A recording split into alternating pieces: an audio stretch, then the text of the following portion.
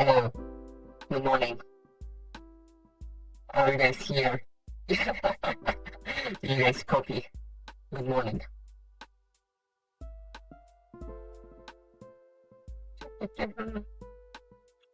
Fox one. You people. Yo! Baguettes! Hello. Alright. Who was here? We had on YouTube, we had Bellhound Cat, Lamp, Baguettes. On Twitch right now we only have 3 bot and a posture check, thank you. That's what the notification I heard. I was like, what's that? Hello, Conslip. I did say Fox 1. That is me. We're going to happen last time. Did she ever get her artificial snow? She did not. Not yet. But yeah, last time... This event isn't too long from what I gathered. From what I was gathering last week, at least. But for those that don't remember, last week I had a cat emergency, so I had to end stream early. So we're gonna finish it today. And hopefully Yohee will get her snow, yeah.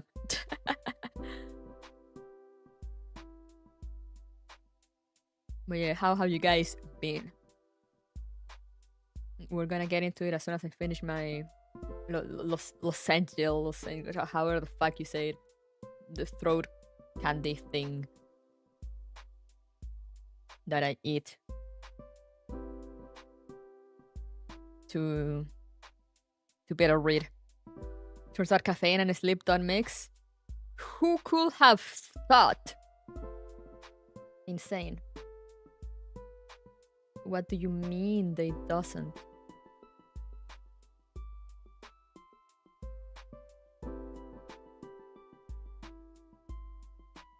What do you mean they don't?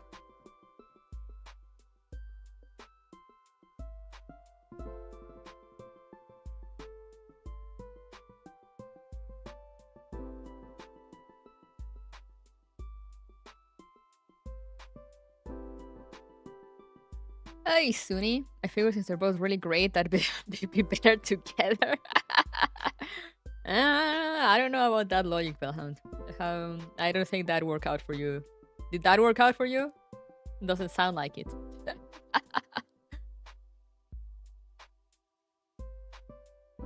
Understandable.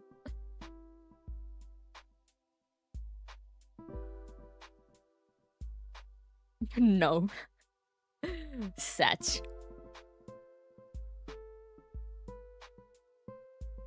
I have heard people drinking coffee and then having up. Yeah, there's some people that caffeine does not affect them. In fact, there are some people that it does make them sleepy.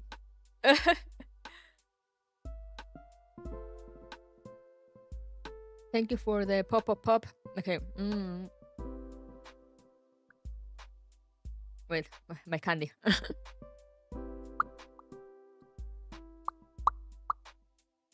I can do it. Can do it because I have my candy.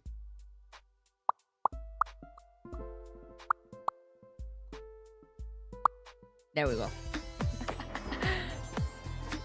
Anne! Suni, thank you for subscribing. Thank you, really. Everyone's subscriptions and memberships and stuff on YouTube really has been slowly but surely helping me with my crippling debt.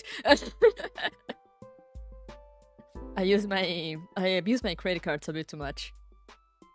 So I've been struggling to pay them off, but it's been helping. Slowly but surely, it's been helping. So thank you, really.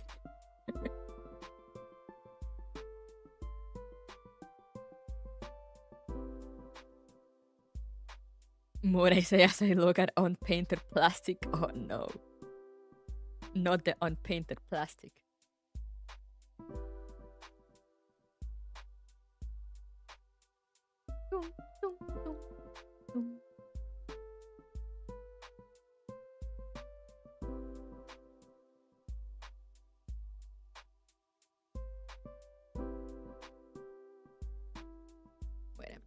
grabbing my thingies. I have the game open and I'm doing stuff while I talk.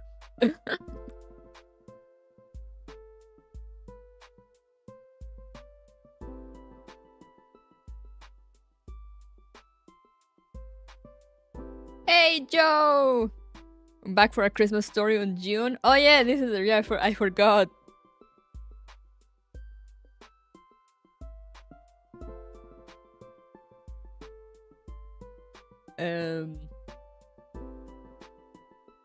I forgot this is supposed to be a Christmas story. But alright, shall we? Shall we get to it?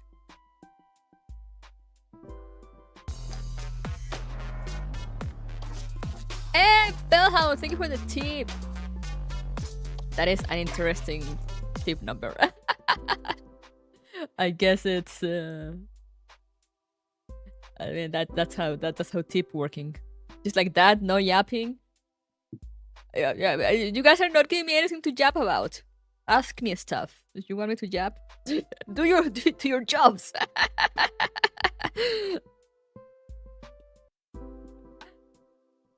Is it the full number? Ah, interesting. But thank you. Thank you so much. Fair point. How dare I make a fair point? Yeah, it's just that, you know, sometimes I have a lot of yapping to do. Sometimes I'm just like, anyway, game. Unless people get me talking about something. What can I yap about? I finally got my sister to get back to WoW because of Carlota and now the new girl that they announced. And I was like, hey, look, you're missing out. Hey. So he finally continued it yesterday. Then I hear a Costco hot dog price equivalent. Yo, Costco hot dogs are nice, actually. Going to Costco for a hot dog is not that great, but you know, the hot dogs are great. The hot dogs are good.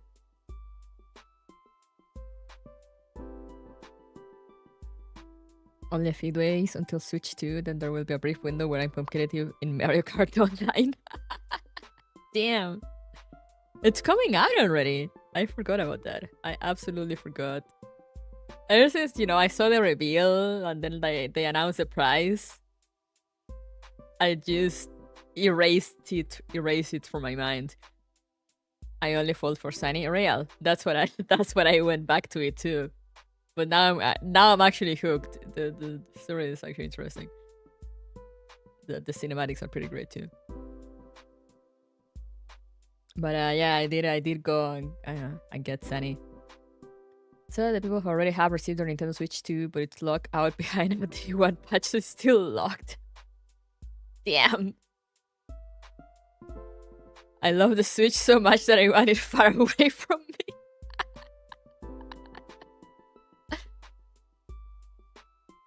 Yeah, I got my Switch. I got the OLED Switch. You know, I got the Pokemon one when it came out. And I'm happy with it. I don't even use it that much. I honestly play more on my PlayStation. Like, quite a lot more. Sometimes on the Xbox. It's not that I'm not interested in the games, it's just that most of the Switch games I have are games I want to stream. So I don't really touch the Switch outside that. Now that the 100 line came out, I might actually use it because I want to play that one on my own time. Since RPGs are a bit too long to get into the channel. Like Expedition 33 has been the exception because, you know, it's amazing. But most of the other ones I wanna play, I might just play on my own. Like now they put ReFantasio on Game Pass, and I was thinking of maybe streaming that one, but now I'm like, maybe I should hold back on streaming JRPGs until I am more caught up with the games that I still have yet to finish on stream, like 13 Sentinels and other things.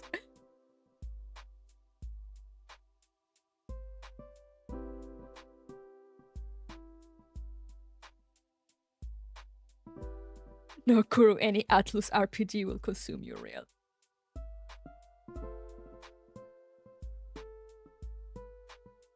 I mean, I did finish Persona 5. I did not finish Royal. I did got Persona 5 Royal because of Kasumi. And then I actually... It's funny because... You know, I finished the game, and you know, and Royal has a few scenes in between, but the thing is that it has like a whole new section after the quote-unquote end of the first game. I got to the first game and I got to the new content. And I stopped there. I got a skill issue, too bad.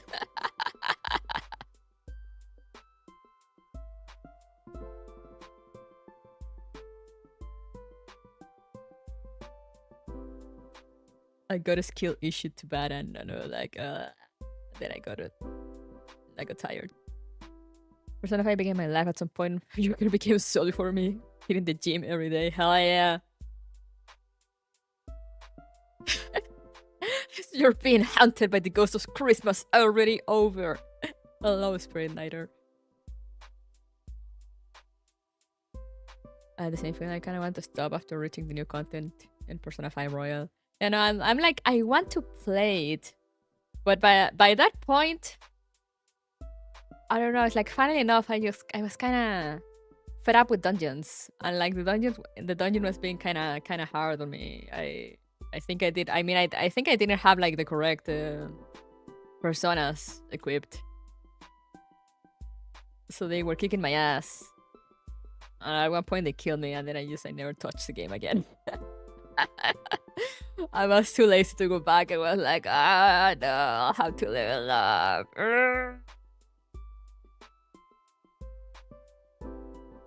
I could have lowered the difficulty now that I think about it, but I completely forgot about that.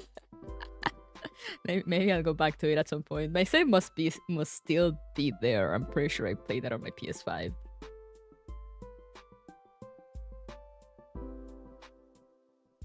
I think when Persona 5 Royal, I was done with Persona 5. I kind of feel like done with it.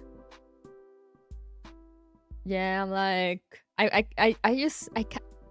not gonna lie. I just wanted to play it because I like the new girl. But like the new girl has a new whole ass dungeon at the end, and it's hard. And I'm like, no. I like more the daily activity stuff from Persona, honestly. Sometimes I just gonna be like, oh yeah, you know, I wanna do daily stuff and level up my stats and level up my social links and do the thingies with my friends and hang out with my friends. And just do the silly teenager stuff. But then they're like, but you gotta go to the dungeons. She died in the game and it killed her motivation IRL, yep. Felt sorry for the waifu, yes. The Persona pretty late. That 1 month after I finished the original game, Royal came out and bought it again. Let's go! Hello, Sarah. I like Persona activities. I'm more social than my actual life. Yeah, you know, I get to go out and not be tired of going out. The teenagers yearn for the dungeons. I find out that the moment in Doom Eternal where you blast a hole from bars is that the amount of energy needs to do that will be ridiculous, like 10 octillion joules of energy. That is a lot of energy.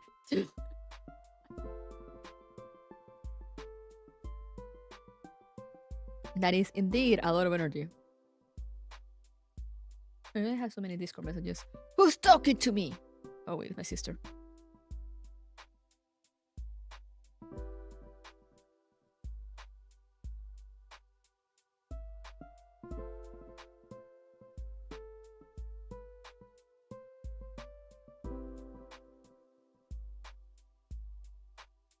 Okay, it wasn't anything important, but you know, I like replying to my sister.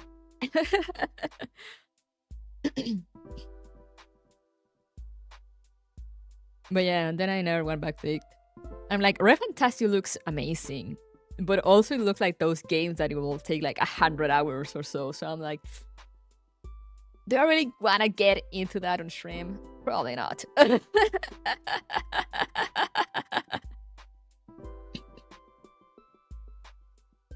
I love PCU. So I'm like, yeah, I might get into it. I might show screenshots on Twitter or something, but I don't know if I'll.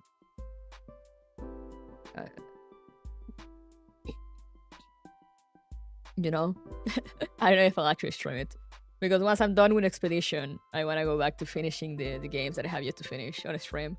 Like, again, 13 Sentinels. I want to finish 13 Sentinels so badly, but like, good games keep coming out. Shin Megami Tensei games are 200 hours long. Yeah, I still have Shin Megami Tensei 5 untouched. I'm still in the first area. I love the black elf girl from Fantasia. I love the eyelashes so much. Yeah, no, the designs look amazing. It keeps getting silent, understandable. Yeah, I'm like, 13 Sentinel is so good. And I want to get back to it so badly because it was so good. But then like, yo, look at this game. Hey, look at this other game. I mean, it's mostly been Expedition. And like that time that I was trying to actually keep up with gachas until I was like, okay, no, your Frontline and Reverse are gonna be the only gachas I stream.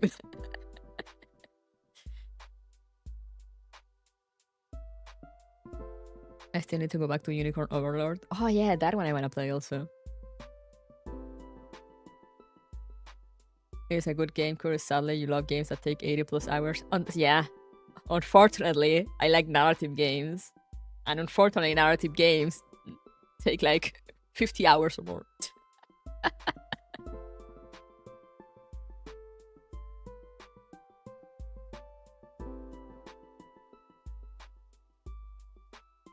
And like, so far, Expedition hasn't been that long.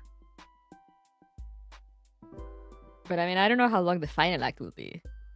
But so far, it hasn't been too bad, because you know I'm like 30 something, 35 hours in, and finish Act 2, which might sound like a lot, but also I like explore absolutely everything that I had to explore at one point. I actually I'm gonna replay it on Xbox, since you know I started on Game Pass and then I switched to PS5. I'm probably gonna continue it. I'm continue the one I started on Game Pass. You know, I want to play it on French, but I want to do a run in which is, you know, it's just me going straight for like the bosses.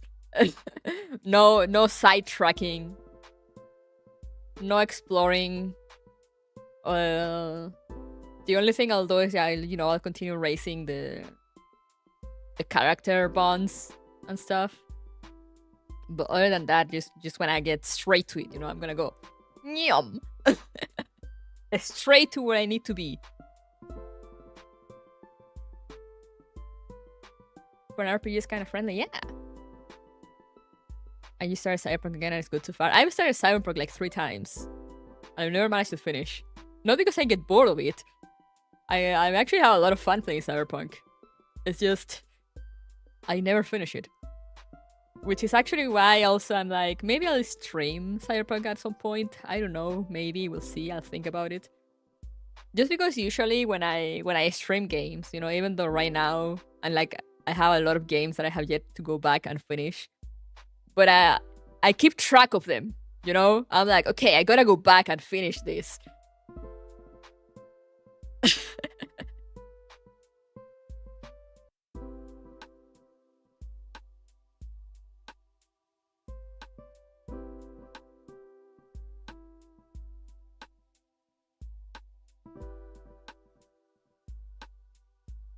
You should finish Cyberpunk even outside of stream. It's an amazing game. Yeah.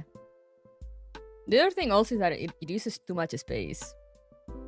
And I have not yet managed to install my extra SSD on my PS5.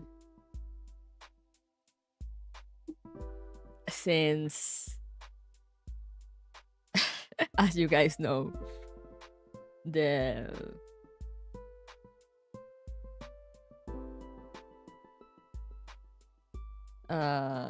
screw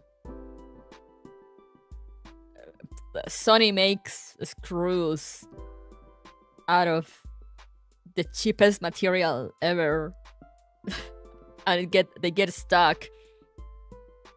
And then when I try to spin it, you know, in like all the possible ways, and I was using the right size screwdriver, but just wouldn't spin. And now it doesn't have the, it doesn't even have a shape anymore that I can grab onto.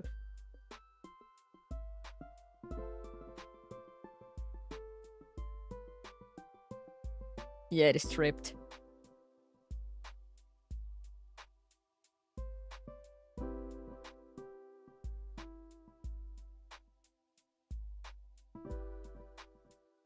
And I'm like, do I wanna get this to a store so they'll just break the thing for me and install the SSD, and then it's just like they can hold the thing back with like tape. I don't give a fuck.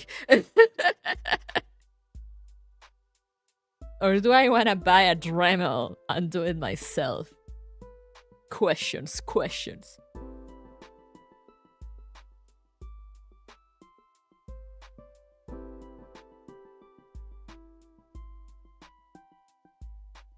The issue, I want a Dremel. Yeah, I used to have one, but I couldn't bring it with me. And I kind of miss it. Or maybe... Actually...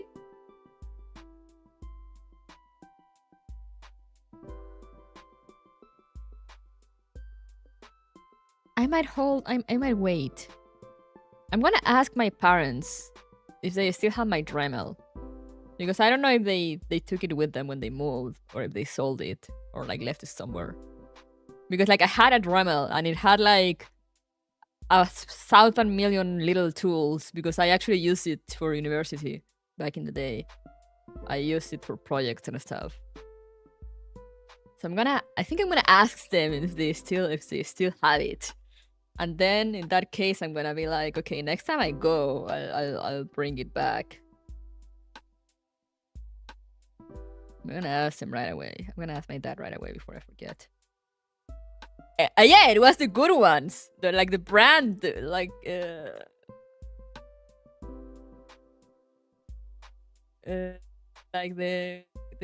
what's this brand? The gray one. Like it was actually the brand Dremel.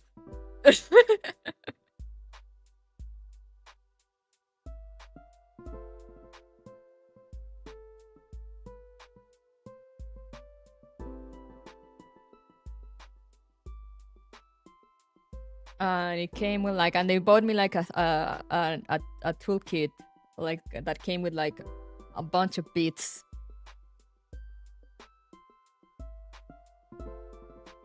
Because I use it for wood mostly, but they got me like a bunch of stuff. When do you need a Dremel for again? To destroy a screw, so I can take off the cover, the SSD cover on my PlayStation 5, and install the extra SSD that I got as a gift from you guys like forever ago. Okay, here's my dad. Question. ¿Todavía tienen mi Dremel por ahí? ¿O la dejaron en Villa Alemana? Preguntitas. Okay. Is that M2 or a classic SATA SSD? It's a classic SATA SSD. No, wait. It's an M2. It's an M2. Never mind. I got mixed up with the. I thought the M2 were like the tiny ones, but no, it uses an M2.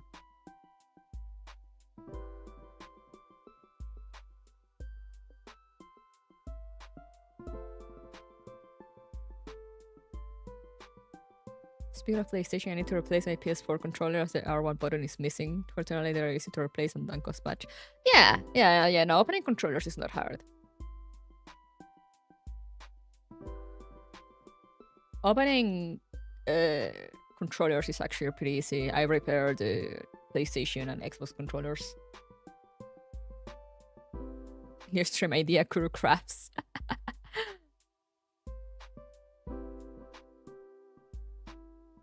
Those are so fast in a PC, yeah. I actually got 2 on my PC now. I think one of them might have been the ones that you guys got me, because I think I told you guys this. I'm pretty sure, you know, I had like on Amazon only like for one M2 SSD of like 2 terabytes, I think it was.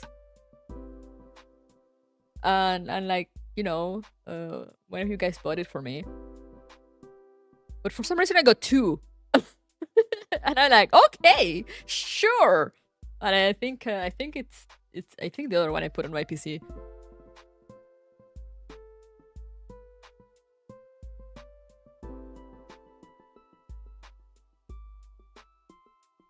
I destroyed many controllers before, not because I'm clumsy, but because I wanted some board chips from them. Ah, I see. I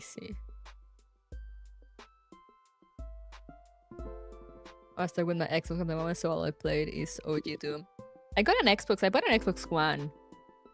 One of the many things that I should not have bought with my credit card, but that I did because I was going through a moment.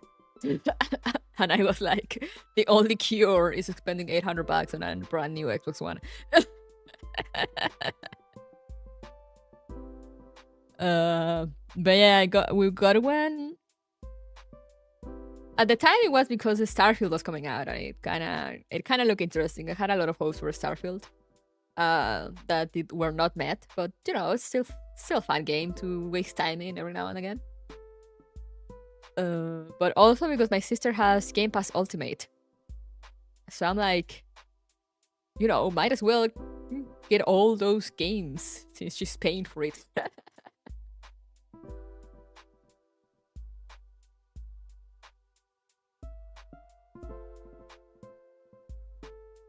I feel depressed anyways. Here's an Xbox that will do me. Hell yeah, you know, you get me.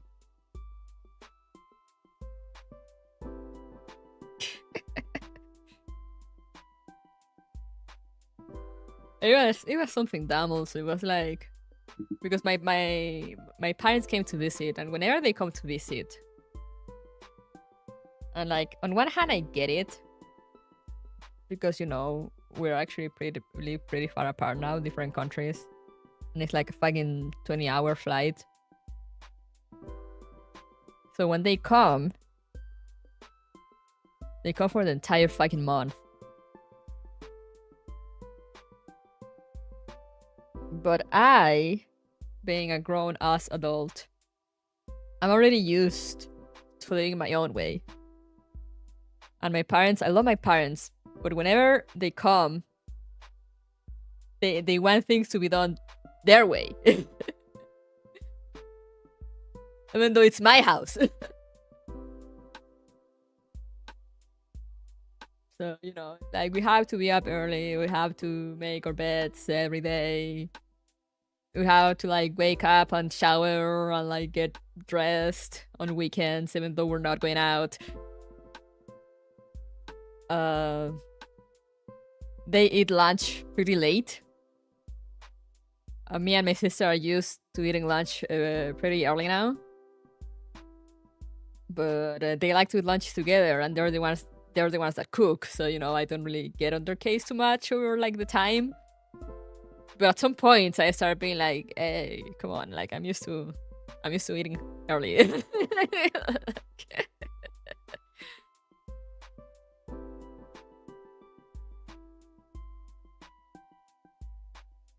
And you know, and they came over and they helped with the move too. But that also meant a lot of like unpacking and stuff. And they, you know, we had some made-up curtains because we didn't have curtains at the moment, but I was not super stressed about it, you know, because I wanted to find something that wasn't too expensive.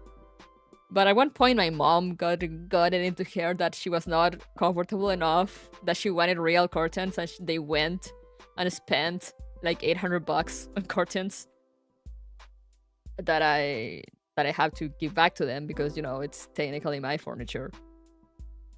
But they bought it without telling me.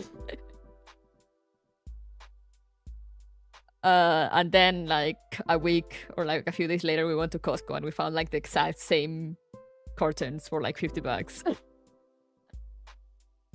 So I was so mad. So by the point they left, and you know, and I couldn't play because I couldn't play games also because like, you guys know I play on consoles mostly, and they're using the living room TV to like just watch whatever the fuck, so I can't use it. So after a month of that, you know, I was stressed. So like we went to GameStop and bought an Xbox.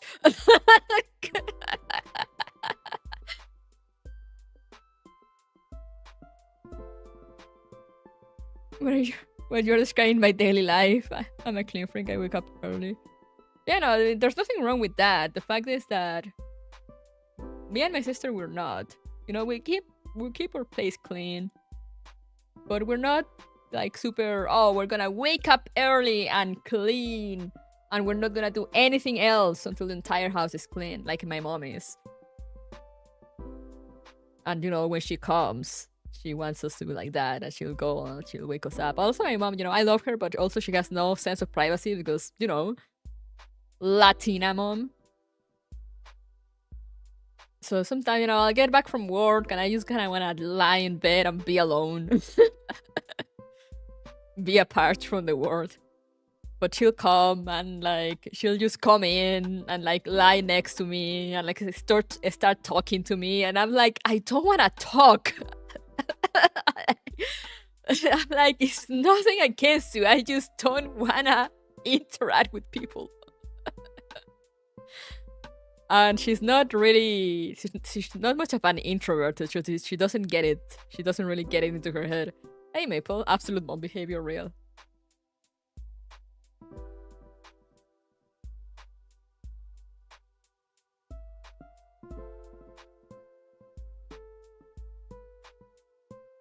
Skip this. Skip this. Introvert moment activated. Yeah, you know, like sometimes when you wanna get you get back from work, you just wanna Maple. I know Maple gets me. Talk to me. I've been alone for 5 minutes. Yeah. And like, you know, I get it because she misses us, and you know, we weren't really able to take time off, or a lot of time off when they came. So like, I will wake up early and go to work, and then be back at like 6 p.m. But like, you know, I come from work. I just kind of want to lie down and not be a person. But she wants to talk to me because she didn't see me the entire day. And I'm like, no. The good thing is that our place is pretty small, so it's not really. I mean, that's the other thing. Our place is really. It's perfect size for two people. So when they come and they bring my aunt along, we're 5 people. It's not a great living situation. The good thing though is that they kind of realized that when they came up last time and made us and helped us move. So my dad was saying at one point that whenever they come visit again, they might actually try to find like a Airbnb or something like nearby. So you know, they can do their own thing, whatever, and we can just get together. You know, we can go pick them up and do stuff, or go there and have dinner or whatever, what have you. Based that, yeah, no, my dad is based. My dad is pretty based. My mom talking to me after I'm gone for a walk. When my friends were visiting me, they will play music whenever we weren't doing anything else. And I said, do you hate being alone with your thoughts? And they look so devastated. Extroverts. Yeah. And like, you know, my sister likes listening to music, but she likes listening to music. She puts on headphones. And she starts like making rounds like some sort of prisoner. She's start just walking in circles. But you know, that's her thing. And that's another thing that she couldn't do when my parents were here, because she locks herself in the bathroom and just hangs in there for like an hour listening to music. But like with my parents here, she can't really lock herself up for any amount of time. So I remember one of the first things she did when they left, when we drove them to the airport. She was like, "Okay, I need to listen to music now." She just grabbed her headphones and locked herself in the bathroom. And I'm like, so real, so valid. At least my mom doesn't bother me due to 1, I have autism, so she knows where my limits lay, and 2, I'm also an introvert sometimes, which comes with the autism territory scene number 1, for example. Yeah, no, the thing is that my mom doesn't get the whole introvert, neurodivergent thing. And I was like, she's supportive of it. And the fact that, you know, she's not the kind anymore, at least, to be like, oh, you know, that's not real. But she still doesn't get it.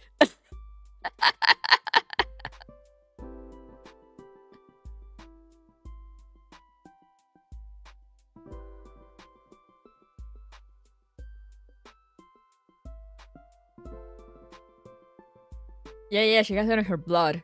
It's like, you know, she'll be like she used to be pretty against it before, because, you know, that's kind of a Latino thing. It's like, no, that does not exist. It's not real. It's like a mix of Latino and boomer stuff thing. Now she's not like that, but like, you know, even then, she does not get it. So she'll be like, you know, like now she'll be like, oh, you never message or whatever, or like, oh, you take forever to reply to messages or whatnot, and blah blah. And I'm like, I have ADHD. It is so hard for me to think of people when I'm not watching them. It's not that I don't miss you or whatever, my mind forgets. I cannot help it.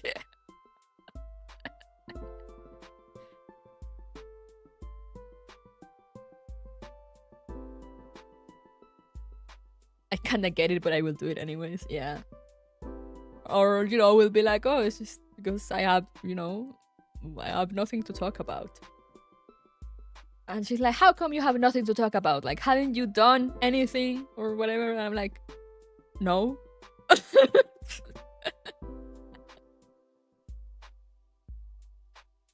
Because for me also, you know, like my brain is like, when I come here and jab to you guys, it's because, you know, I have stuff to tell, you know, like, oh, I did something, or like I did this other thing, or like this happened. But if nothing happens, I'll just be like, all right, let's game.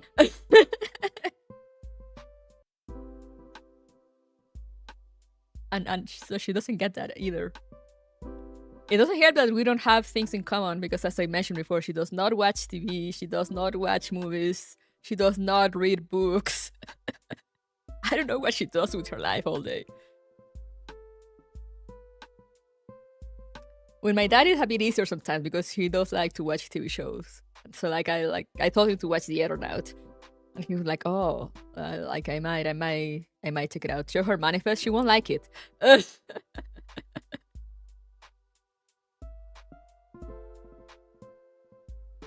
She just watches Turkish telenovelas.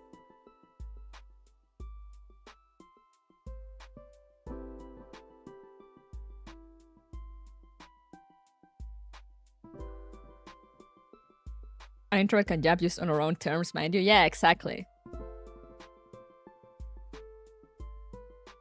Turkish? Yeah, Turkish. No, your mom too. It is what it is. Turkish telenovelas became quite a thing in Latam.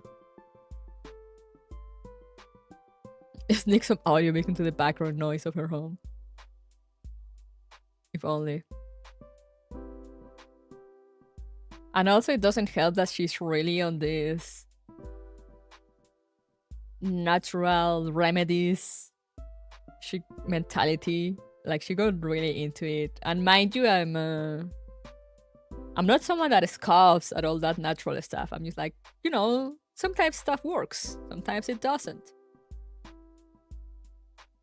I'm like, you know, I'm open to try anything, see if it works. But she's really gotten into that mentality of like, oh no, you have to do this and you have to do that. And like, oh, it can help you with your ADHD and whatnot. And I'm like, no, mom. It's not a ADHD, it's not an emotional thing. It's an imbalance chemical in my brain.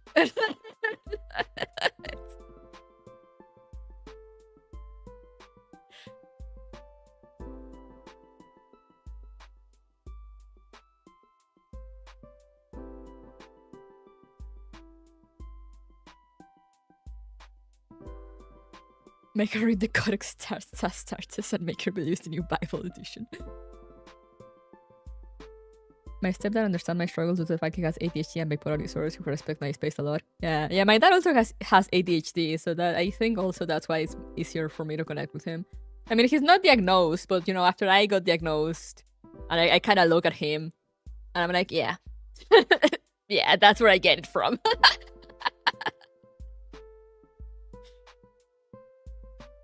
But he's not a... You know, ADHD also comes in, like, levels. His is not so bad. So sometimes he also tells me, like, oh, you know, you just kind of need to make routines and stuff. And I'm just like, I can't! I am physically unable of creating routines!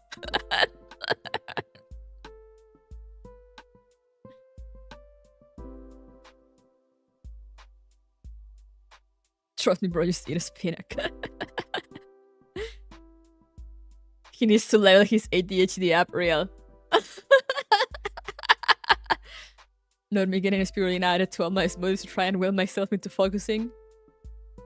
Yeah, I mean, you know, like sometimes stuff works and sometimes it doesn't. Like, I'm not against it, but like she's really got into like, oh yeah, everything can be healed with just like, you know, good nutrition and meditation. Like she's asked me, when she's even told me like, oh, you should try meditation. And I'm like, I have ADHD. You can't tell a person with ADHD to just meditate. That's not how it works. It's funny because the moment I realized ADHD is a brain chemistry thing is that I'm immune to caffeine. Oh yeah, I've heard about that. Also, hello, Neko. Yeah, that's I've heard about that. People with ADHD, it's either caffeine makes you much more worse, or it has like no effect at all. There's like no in between. Thank you for becoming a member, Bellhound. Or by member for 21 months. Damn. Kuruku Meditation ASMR members stream when? How will that go? Eating helps but doesn't solve fully the issue. Yeah, like, you know, good nutrition does help with some things. But it doesn't really attack the root of the issue. Horace was famous in our office for always leaving his phone in the fridge. What? Are you on medication for it or not? I was. I'm leaving it. Mostly because I want to apply it for air traffic control and they do not allow any sort of medication in there. So I kind of want to see if I can find like other coping mechanisms kind of thing.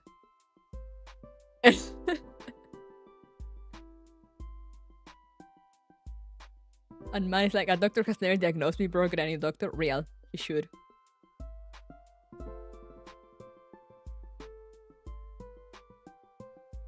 I tried before for the meditation. It works a little bit in my opinion, but to do it makes it hard to remember to do it. Yeah, I mean, yeah, that's the other thing is that, you know, for ADHD people, it's usually hard to form habits. ADC is a cool job. I hear it's stressful though. Yeah, but it's pretty cool. I was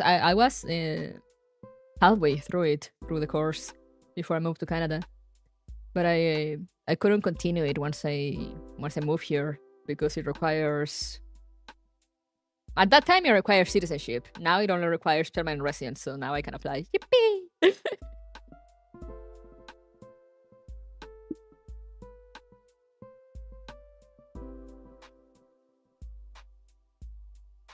Medicine makes you yippee, that's a no-no. The one I was taking does not make me yippee. It actually keeps me very much awake. I almost got a job in marine traffic control. Oh, that sounds interesting. Hello, Lapis. Your dad doing ADC and then coming home playing ADC games is so raw. Oh yeah! Oh yeah, some of you guys might not know about that. My dad is an air traffic controller also. And at one point when we had our Nintendo DS, I saw there's an air traffic control game. And just to kind of make fun of him, you're like, you know, just like a funny thing. It's like, oh hey, look, I found this ADC game. And he was like, oh, let me look. And then for like a week or two straight, he will get home from work. Mind you, he worked in another city, so he will drive like 2 hours in the morning and then 2 hours in the afternoon to get back home.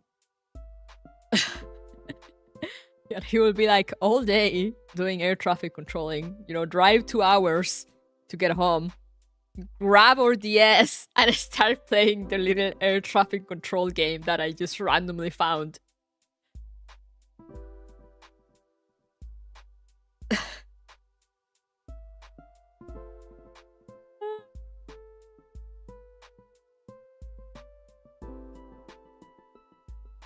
That's like the old joke about the guy working in the forklift factory coming home and hopping on forklift simulator, man knows what he wants.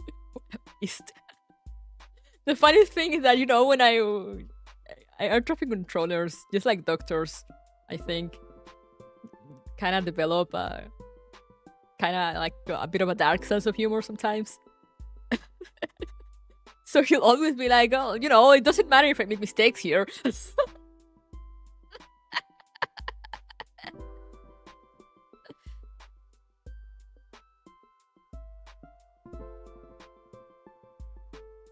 All the AA pilots are so responsive to his instructions and rational. Yeah, you know, and he's still like, oh yeah, like they always do, they do what I do. Without I don't need to explain anything, you know, like there's no issues, they'll just do it. But yeah, Lapis, the pay is actually pretty good. It's a very well-paid job. It's not as good as well-paid in my country as it is in like North America, but still very much well-paid.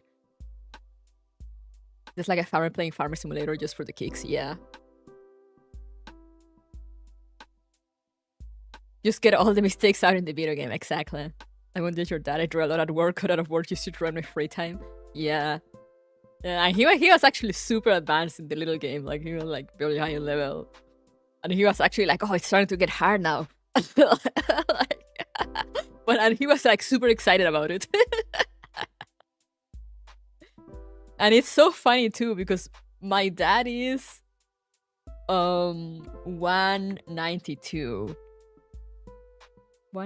meters in feet. That is 6.3, more or less. So the DS look minuscule in his hands. And he will just be sitting in the couch there, like holding the stylus and pressing the screen around.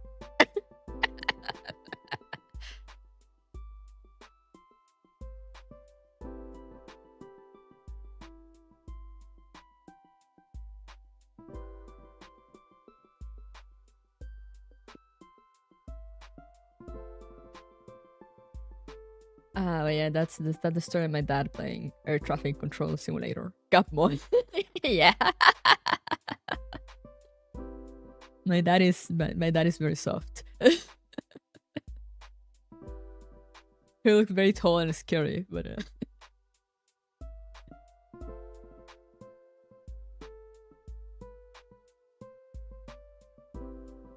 he is the kind of dad that will be like, you know, he went to pick me up to university at one point at like midnight because we were working on a late night project with with a classmate. My classmate was also a girl. You know, but like he went to pick me up and she was like, oh, you know, I don't know, I'm gonna take the bus. There's a bus that takes me home. Still like going past at this time. I like went by the university. And, you know, and I get into the car, and he just kind of looks at me and he's like, what about your friend? And I'm like, oh no, she said she'll take the bus or like call a taxi. Oh, but it's late. Like, where does she live? And I'm like, oh no, she lives like by the other end of the city, like one of the hills. And no, tell her to come in. We'll take her. And we were going like the complete opposite direction. And she was like, oh no, like, you know, I'll have to make you go like all the way, all the opposite way. And he was like, no, don't worry, like get on, we'll drive you home. and like he drove her home, and he's also the kind of dad that, you know, he will wait there until the person it's inside the house and then he'll drive away.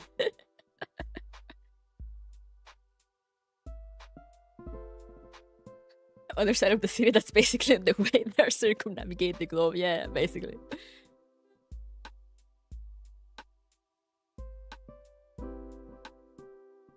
Hello, Nostromo. Pick that behavior, yeah. And apparently he did it like way even before he became a dad. Like he did it back in high school. Like he will go, you know, they will go on like parties and whatnot. And then at night he will walk the girls home and then walk home alone by himself.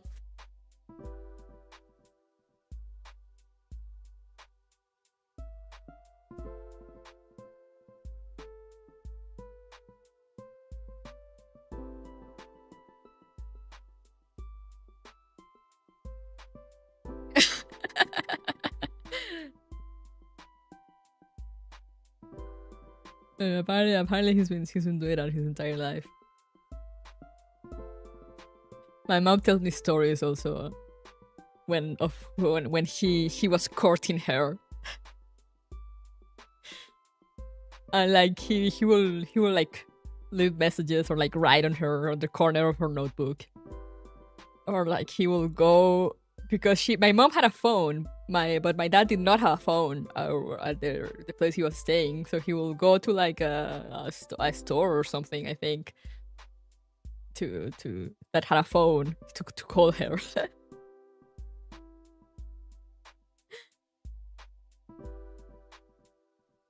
And I'm like, damn, you were down bad.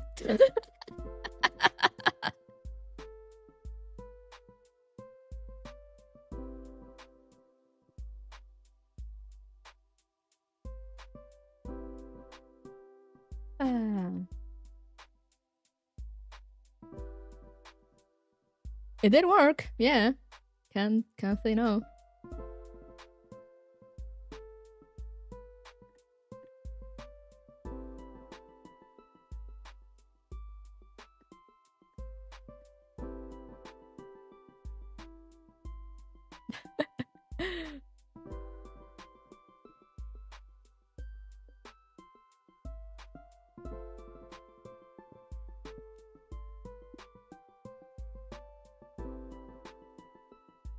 That's how it was before dating apps and the internet. Yeah, so true, so real. But anyway, we're at the 1 hour mark. So yeah, I think you guys got the yapping that you were asking for. Let's get back to this Christmas story in June. Yippee! Yap, Frontline. Real.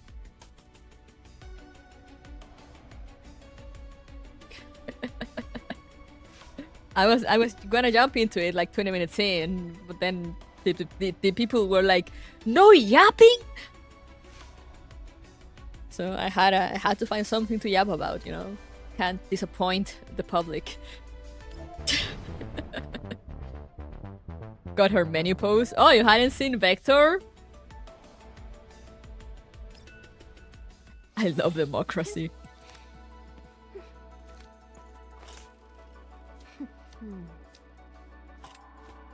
Oh wait, I need to show Maple. How can I get How can I get Clucky to do the thing? I need her to be on the couch. Oh, it's here, right? Oh, that! Yeah!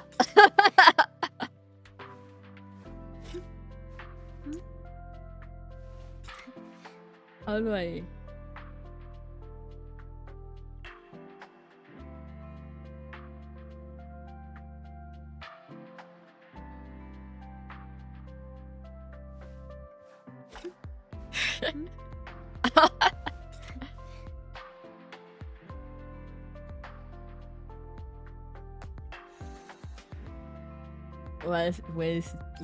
what? I don't know. I never actually messed with the camera, so I don't know.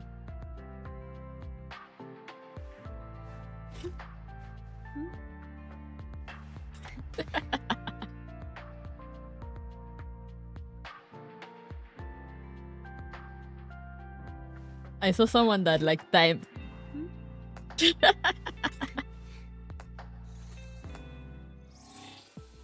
Yeah, I saw someone that did I think it was Doc that sent and like made the POV. 今年は睡眠ノルマを達成できなかったや。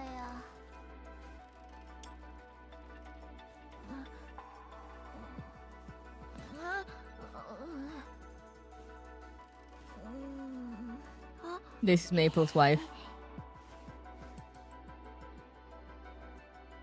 I hope you have her gun with the skin, Maple. With the skin and the little chibi.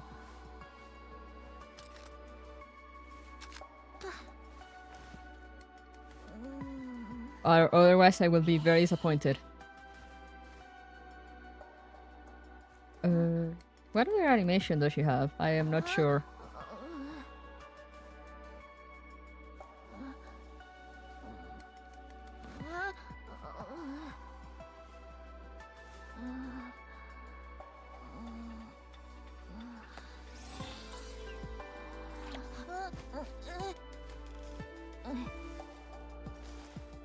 But yeah, I hope you have her gun, like how I have Clucky's gun.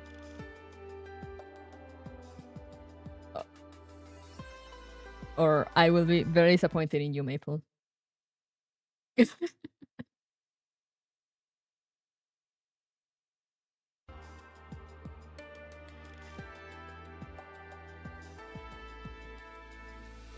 I love that it just the standee side.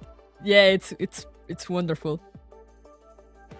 I was getting asked, what did you say? That I hope your G11's gun looks like this.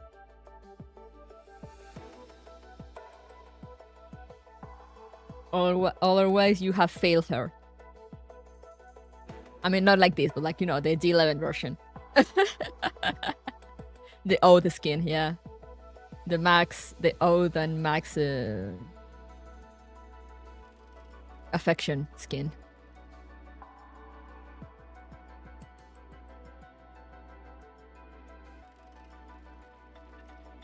How to use the G11 proper.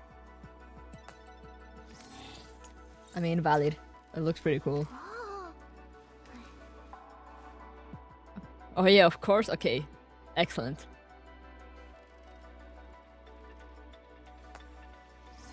I also have it on Wawa, but she doesn't. I mean, she doesn't have a skin, but I have the little Sandy. I love that it actually has physics and it moves around.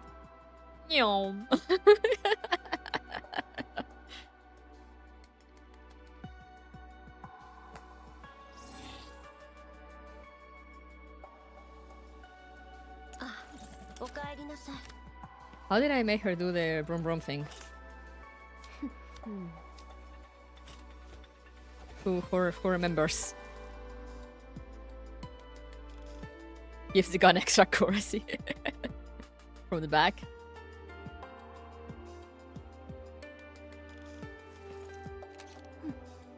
Left leg.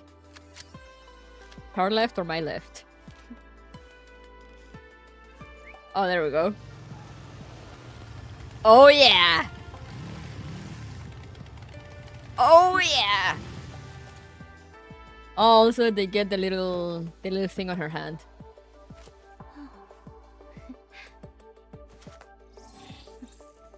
Like Wawa also has it.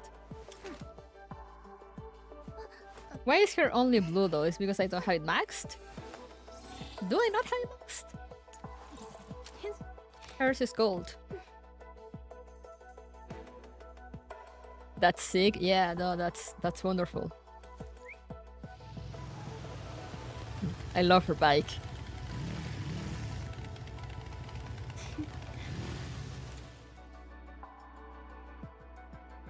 Got a big motorcycle. Wondering why you have exclamation marks? Because this, yeah. I have exclamation marks everywhere. Because of, like, skins and stuff.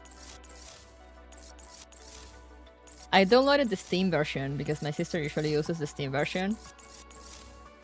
And I used to use the client version.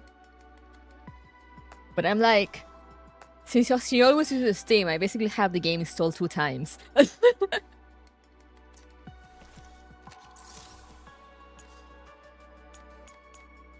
So like, I'm just gonna move to Steam. So now I have like all the notifications ever.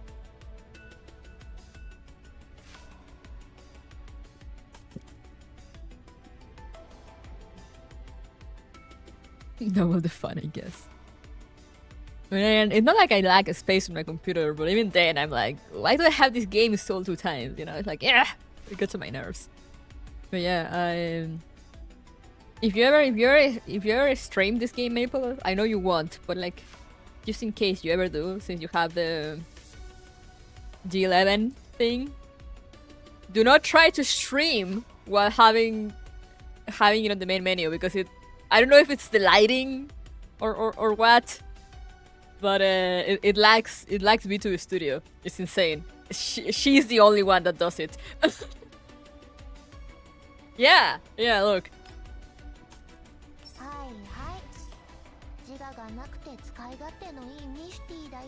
Okay, it's not so bad now. But when I had her, every time I open the game and I will stream here, it will just start lagging my model so badly. There you go. And I don't know why she's the only one that does it. Anyway, back to Vector. She makes the computer sleepy like her. Oh god, I always forget that she's fucking Saori Hayami.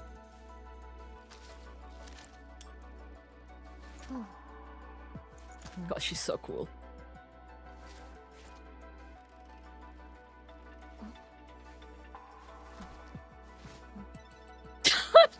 Like, can I offer you a grenade in these trying times?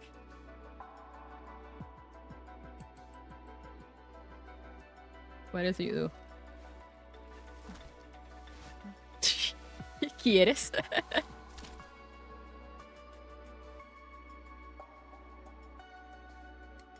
I do want to give her a ring too. I haven't been playing that much.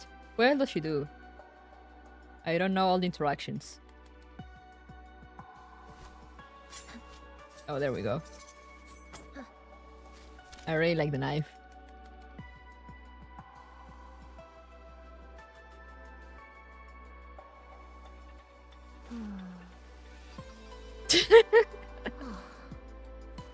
Why is she always so depressed? I haven't seen the wrong interactions. Oh wait. Wait. I want the painting. I need to show it. I don't know if you guys have seen this. Look at her art.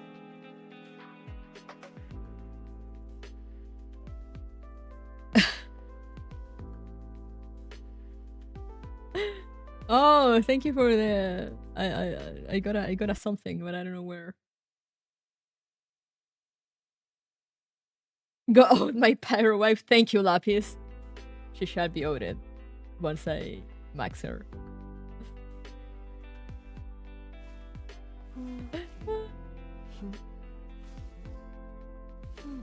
Beautiful art. Which other pose does she do?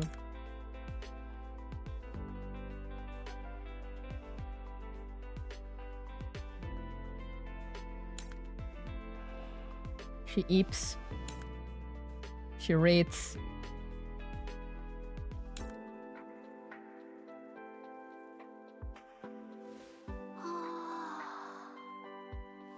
How do them cubes work?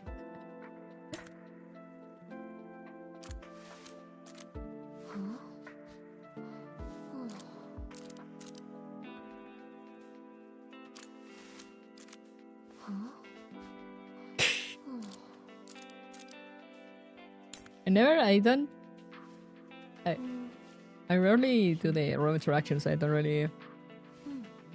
Sleeping, reading, and not figuring out the Rubik's cubes is the life. I don't really know their animation. Like, I have no idea what they do most of the time.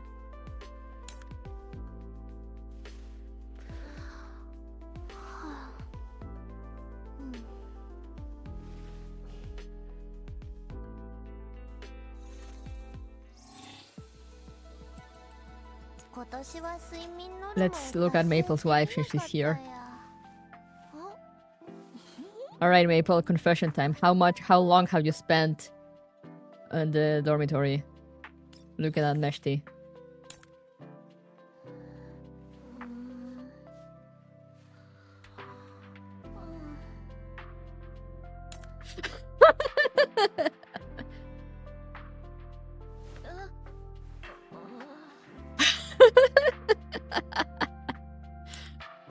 Oh, this one I love.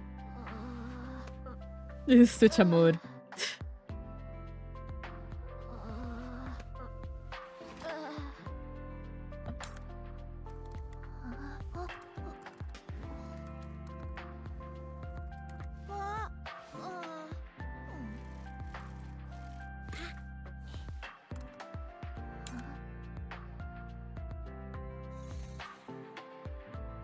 Dropping stuff on my face. I'm falling asleep at the coffee maker.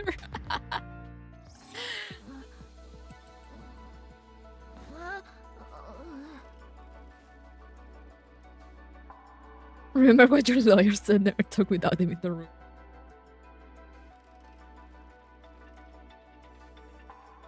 The public must know. Just exposing Maple.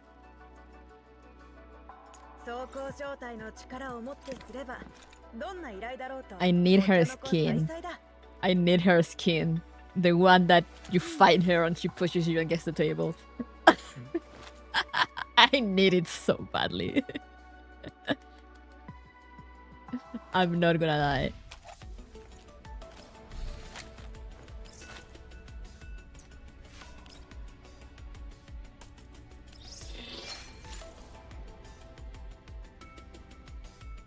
Oh yeah, I got a lot of achievements for like clicking on dolls. Yippee! Never mind.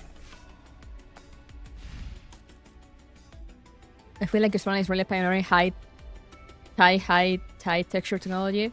Oh yeah, they have a patent for it. Didn't you know? They patented it.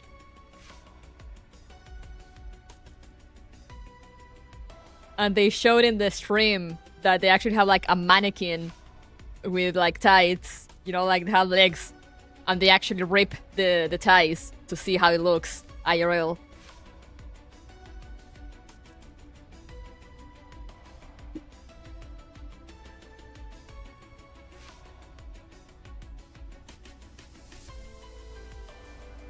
A shader type pattern from Mika, yep, uh-huh.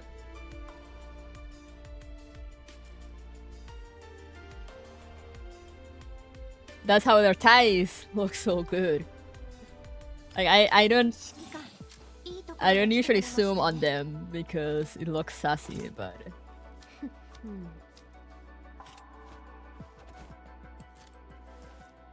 like look at the lighting here. It's more noticeable with the ones in the room, but like with Wawa you can see them also in her regular. Look at the texture. Like, fucking look at that. And the shading, the knees, and... Sorry, Wawa, I'm showing your legs to the world. I'm sure you don't mind.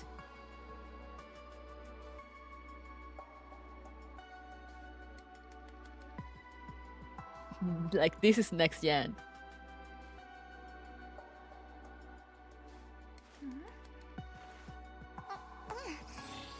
And I know the ones in the dormitory. I think they're even better. Like, look at Meksh's sock thing here. It has a different texture from the Wawa one.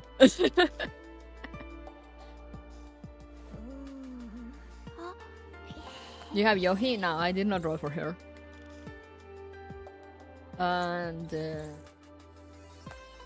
but I know if you go to the... does she have the tights? I don't think she does. She's barefoot. You know, they're barefoot in the dormitory. No, there are. I love her knee pad. Yeah.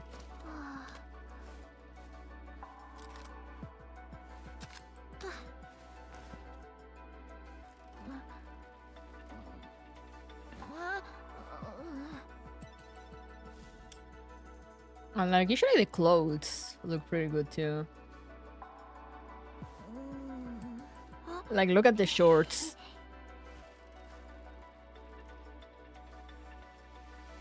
Poking your stomach. Do something. I also love how the... I think I've shown this. Oh, like, in her knee pad, you can see it here too also. It has like little scratches.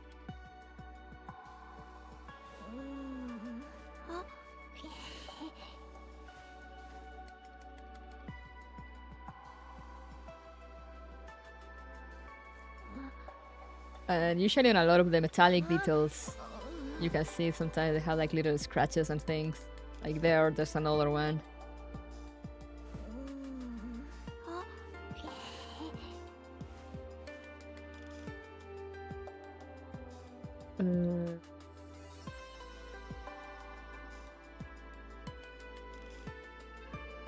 Also, I just realized fingernails.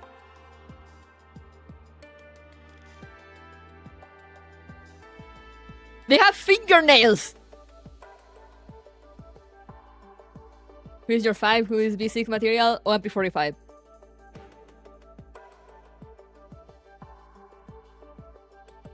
No, I never saw them. I don't usually look at them so close, but they have fucking fingernails. You can see here, like, they're under her thumb, how it kinda protrudes from her finger.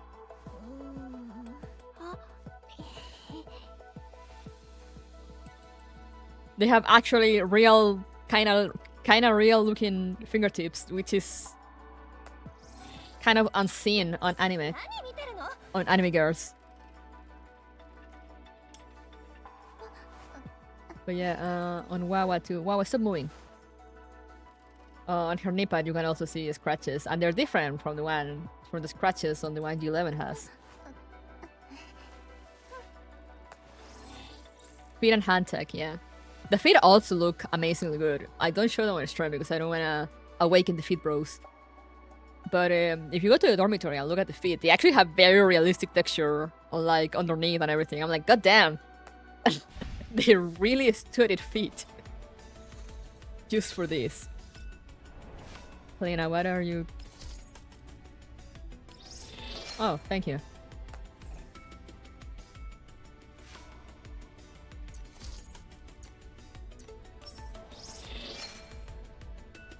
Yippee! Catalina is back. Somewhere they know feet are being shown. Exactly. There's a reason the nickname Feet Frontline exists. Uh-huh. Don't wanna wake something in Maple. Maple doesn't need me to awake anything in her. She already knows what she's about.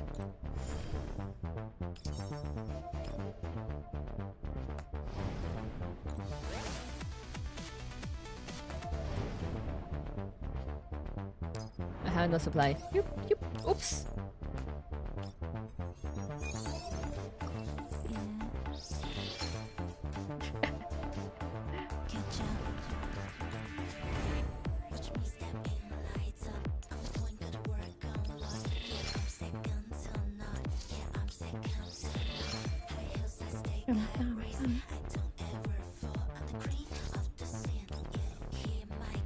I actually like the skin. I like getting the skins just because they're here. I would already use them.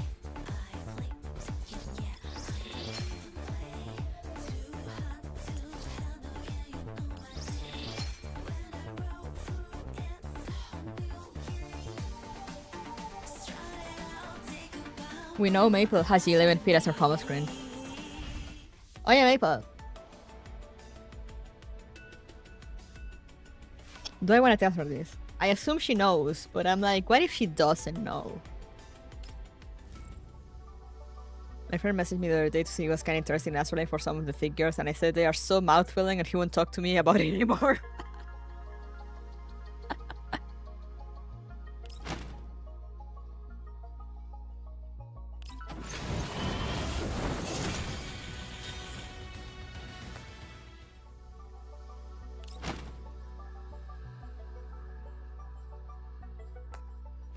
Unbased friend.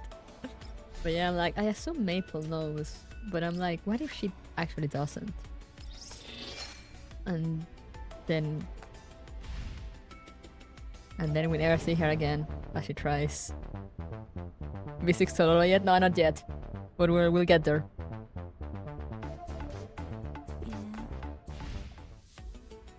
But I'm like, I mean, I'm just like, maybe she just likes the default home screen. But I'm like, Maple, I'm sure you know, you must know, right? That you can take any screenshot from the dormitory and have it as your menu screen. Right? Did I read this? I did. Okay, so we need to do the stage. To unlock what's next.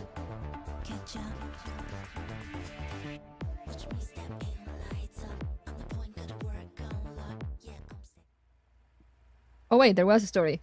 I forgot there's some story in between sometimes. Wait, Maple, did you not know? Were you not aware? Oh my god. She did not know, chat!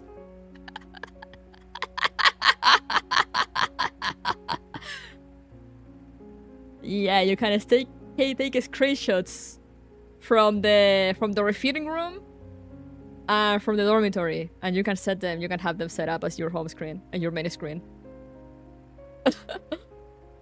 What have we done? Maple, I need you to share whatever you come with.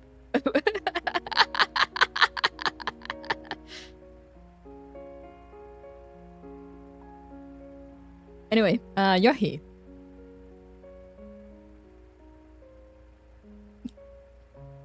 Just put it on the Discord.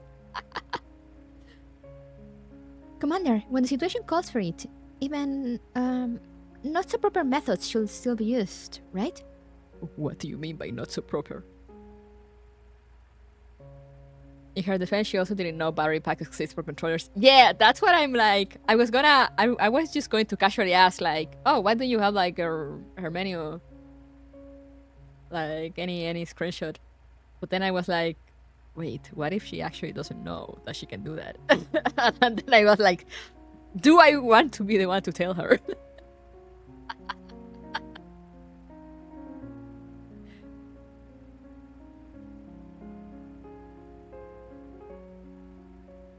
Do you mean when you hack into the city's CCTV? Well, you didn't use it for anything malicious, and everything ended well. I know, right? You're the best, Commander. Thank you. You went so far to help Professor Bowen look for Lumi, just so you could have some artificial snow? There must be something more at play. Eh? You're right, Commander. I did initially seek him out because I wanted to use artificial snow for a performance. After knowing what Lumi meant to him, though, I couldn't just let it be. And before I realized it, I started taking it like a competition with how good Lumi was at running away. A race. That does sound like something you will do. Should I take that as a compliment, Commander? Of course. If you weren't like that, you wouldn't have been able to continue dancing. Commander? Seriously, getting all sincere all of a sudden. It's embarrassing, you know? But I do like it. Her brilliant smile makes me ease up too. I'm looking forward a little to what's next. Shall we continue? Yep, this is the best part of the performance. But yeah, last time... Commander, come quick, over here. Oh yeah, now they do the zoom-ins for this, I forgot. That is a very interesting angle you chose there, Mika. What's this music? Yeah, what's this banger?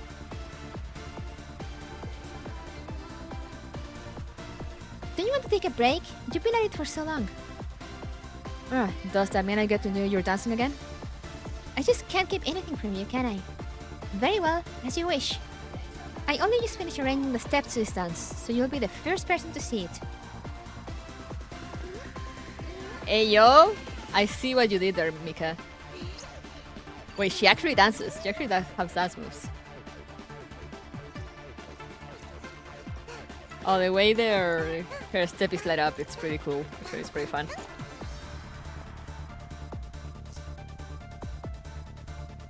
Commander, what do you think? When I watch people dancing, I feel happier. Doesn't think you like it. Can I take that to mean that you approve? Of course. That's great. Actually, there's more after this. Still, the intermission should be over by now, right? We aren't done yet. Ah, you're right. I think I should wait until it's all over before putting on a show for you. Those are all the dance interactions? Nice. Tactical zoom completely necessary with Yohee's stomach. Yeah, and her multiple booty cut-ins also.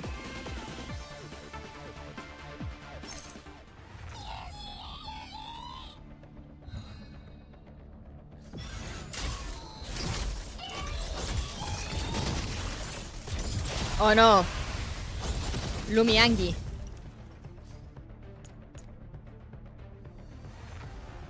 Whatever shall we do, chat? Oh no. Oh no.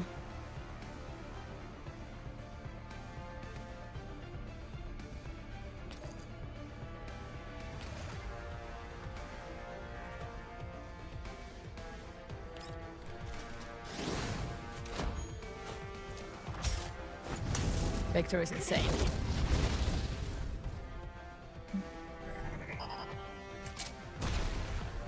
Delete button won't work this time. It'll work well enough. Get rid of most of the things.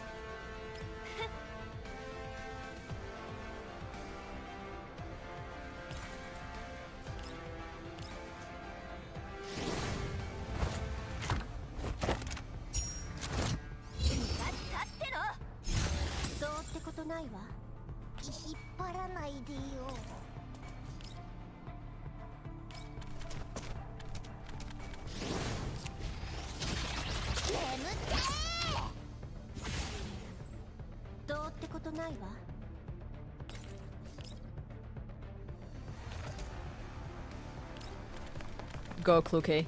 Finish him.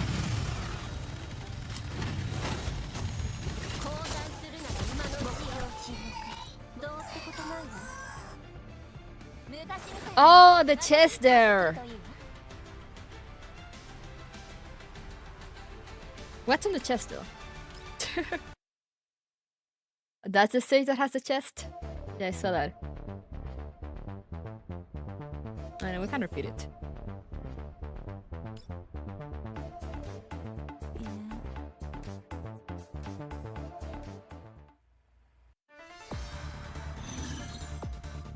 Can I just grab the chest and leave, or do I need to actually finish the...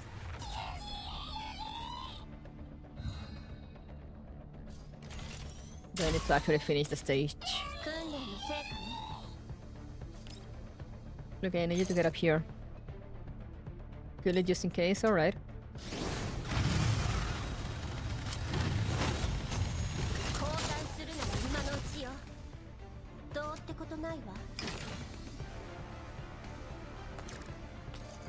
Thank you.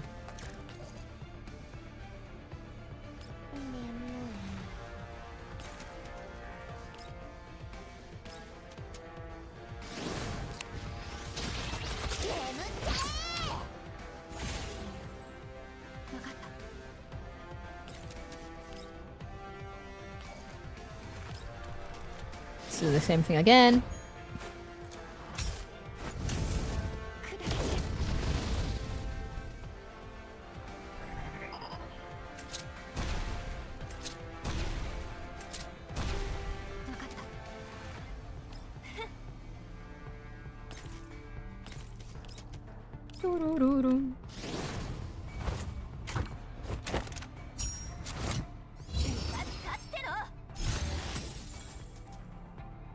Didn't like that they made the story that way.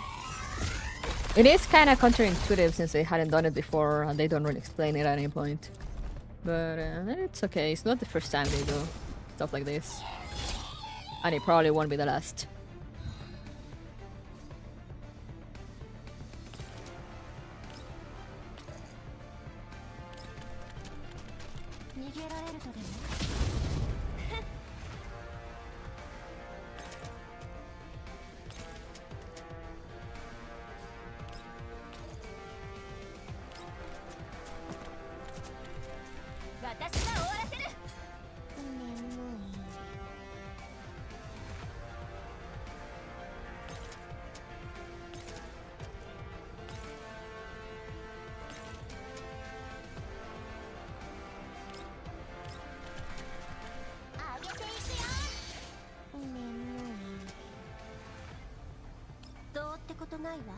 Oh, the code, right? It was Dragon Boat, right?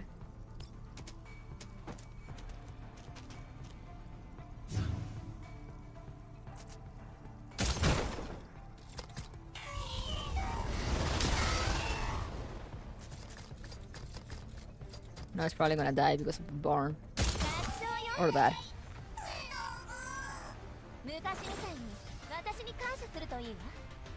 Woohoo!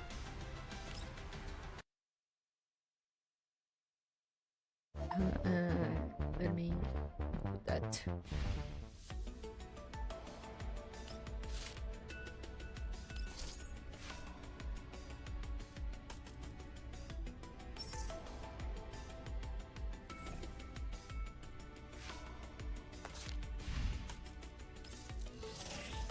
Did they always have the redeem code there? I kinda remember it somewhere else.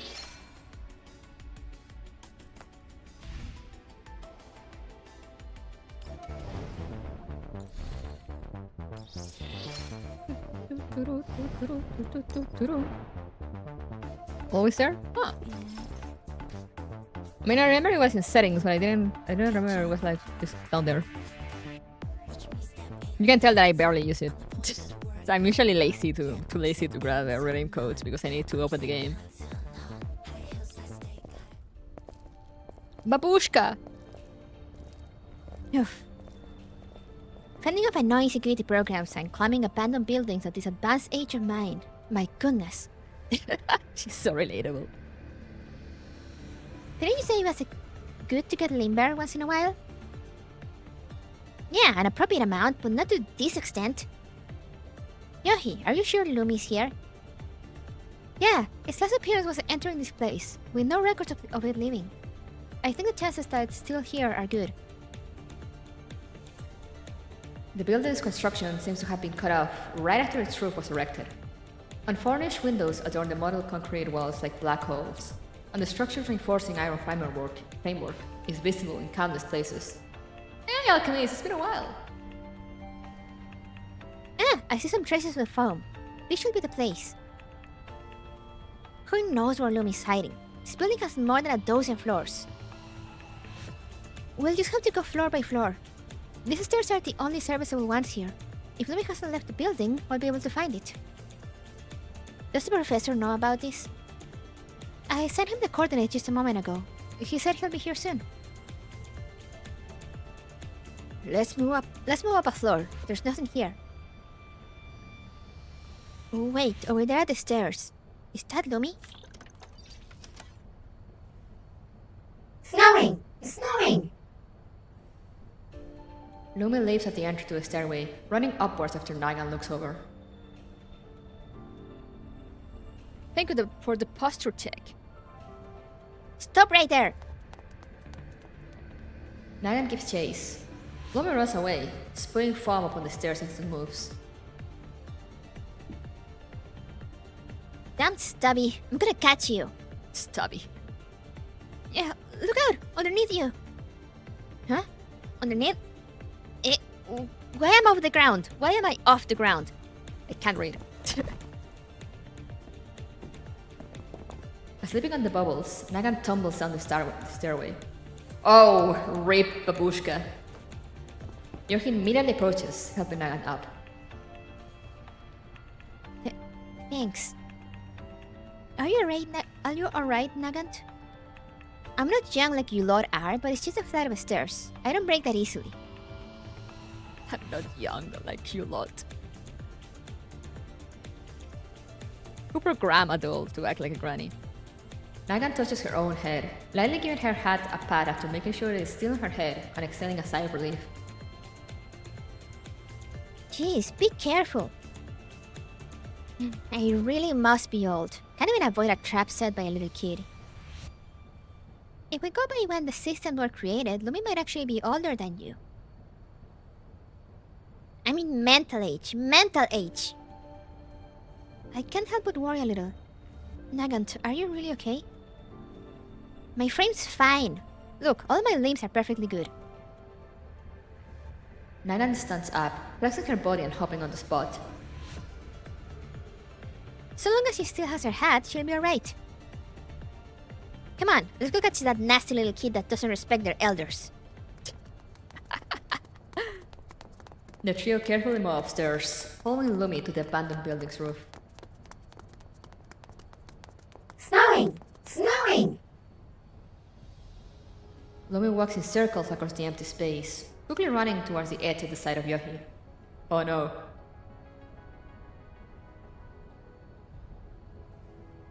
Lumi, no more of this nonsense. The professor's been worried, looking for you all over. Come back home with us.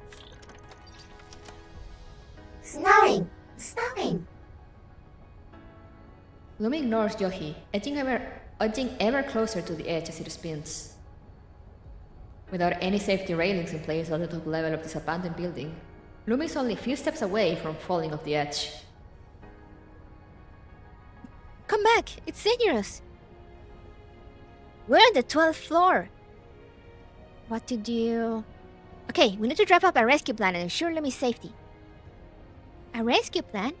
I don't think we need to railroad ourselves like that. It's easy enough to get it to come over here. What's that head of yours come up with? Well, Lumi's a little kid at the end of the day. All we need is something he's interested in to lure it over. Then, what is Lumi interested in? Candy? Toys? I think that's about it for what kids are attracted by. Those things are a bit too mundane, aren't they? Lumi isn't a real little kid after all. For robots, new batteries, machine maintenance memberships. Those are just your favorites. What do you think Lumi likes then?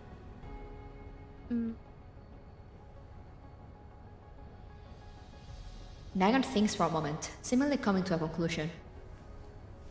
She confidently takes the frontmost position, putting her hands on her hips. Come back, Lumi. If you listen like a good kid, I'll go buy a nice hat for you. Lumi cares not for Nagan's pleas. The air almost freezes solid, and silence dominates for a moment. Lumi's not you. Why would it be interested in hats? Then I'll go with this. Nagan makes a weird face at Lumi.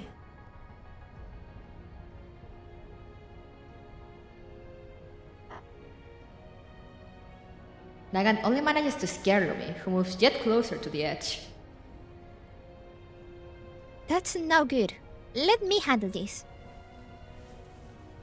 Ksenia rummages through her pocket, pulling out a piece of candy in the shape of a diamond on a ring. She waves it around in front of Lumi. Shiny!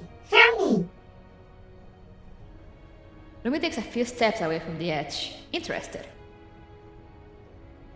There we go. See? Of course kids like shiny things. That's certainly one way to put it. Kids aren't dragons sleeping on piles of gold. Are you sure? But it's a candy pop though. A ring pop.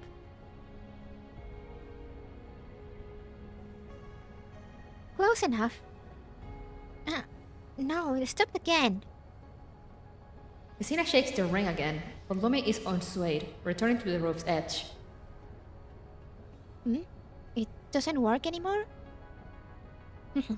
Of course you have no experience dealing with children, young as you are.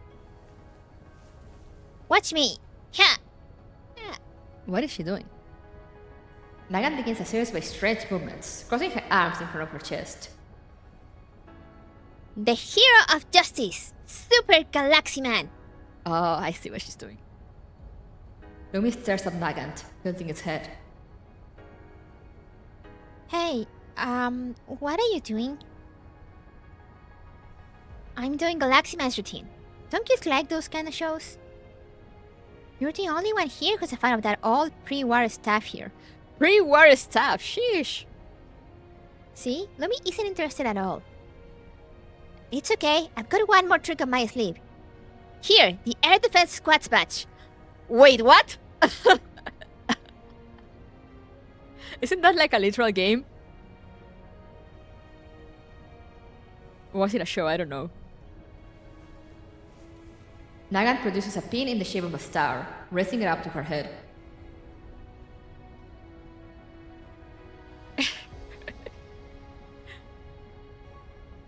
Air Defense Force.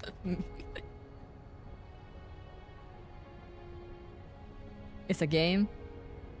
The paint's falling off that thing. Where the hell did you get it? The thrift store. Is that so?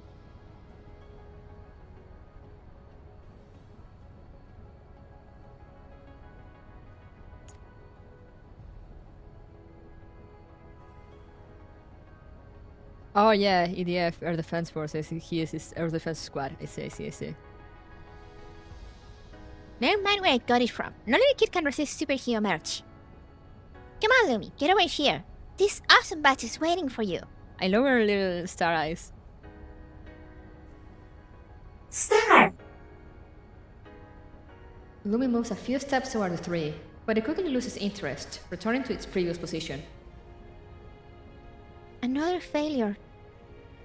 It can't be. What kind of kid doesn't like superhero stuff? There's no rule saying that has to be the case, right? We'll need to use more direct methods then. Let's just grab Lumi. Nagan lowers into a running stance. Just before she sets off, Yohee's terminal begins to ring. Music! Present! Or present, I don't know which ends of the word he was using. Lumi approaches again, far more interested than before. Hold on! Lumi's coming over again. Oh, is it because of Yohee's ringtone? That's the track the professor was playing on the vinyl player back at his house, right? Yeah, that's mine. I thought it was a nice tune, so I set it as my ringtone. Oh, a card for Sharkry. I'm not gonna... I don't know how to say Seonbe, so I'm just not gonna say it, but she's using it. And I find it pretty cool that she uses it. I just don't know how to pronounce it properly, and I'm too lazy to look it up. Don't answer it just yet. Look at Lumi. Lumi stops at the steps as it hears the music. It quiets down, gradually beginning to spin on the spot. What's it doing? What word was it? It's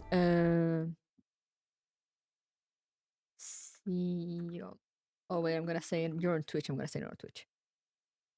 It's C. I could probably use since I.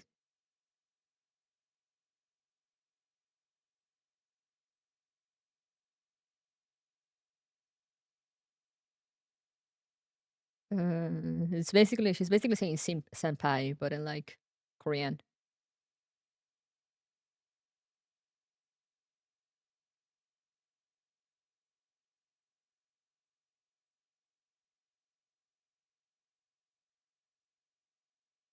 is it?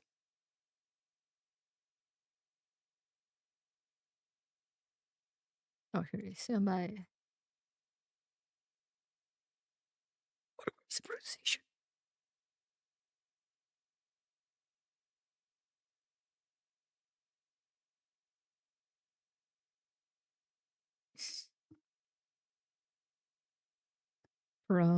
Pronounce.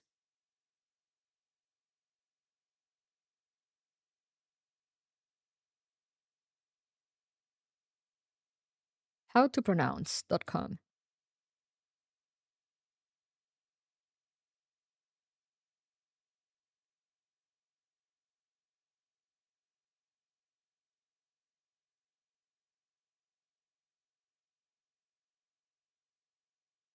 No.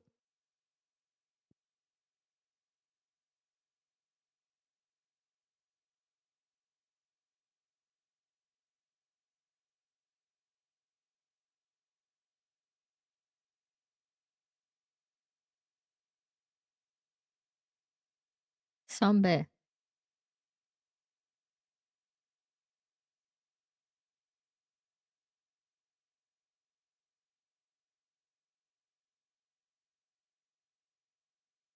Sonbe. Yeah, something like that.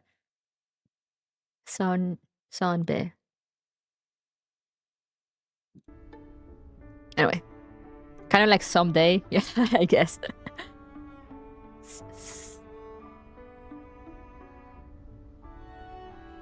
Sonbe. Yeah, something like that. In English, yeah, I guess you could play like that, like Sonbe.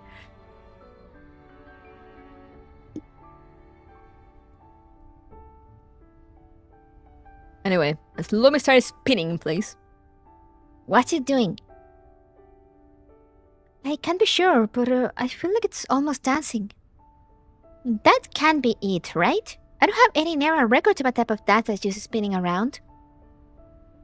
But look, it's spinning exactly to the beat. If that's the case... I'm sorry, Sharky Zombie. To keep the music playing, Yohee declines the call, picking up where the ringtone left off on her terminal. The gentle tune draws Lumi in even further, like a child in a lovely dream. Yohee slowly moves backwards with the terminal in hand. Lumi follows as it spins, leaving the roof's edge. No! As Lumi is distracted by the music, Nagant and Ksenia flank it on both sides. Producing a rope from her bag, Nagant quickly hog-ties Lumi. Here, thank goodness I brought the rope just in case. It'll only work for a little bit, right? A kid's tantrum after waking up amplifies their normal temper, you know? Just tying it up won't do. We need to make sure that Lumi won't go out of control again.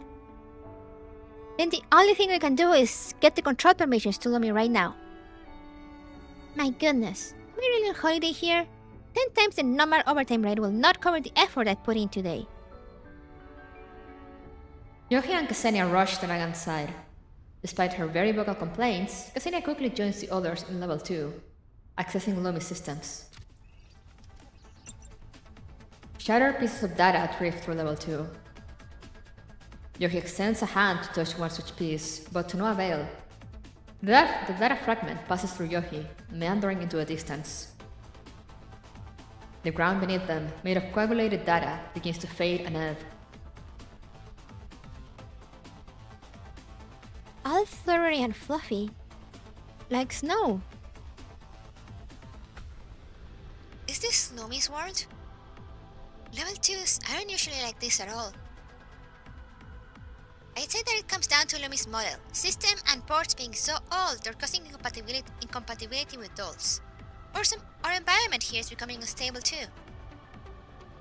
Yeah, we'd better find Lumi's logic hub and grab the control permissions. Staying here for an extended period might be dangerous. Yohee's right, my senses are tingling. Everyone, over there, on the right!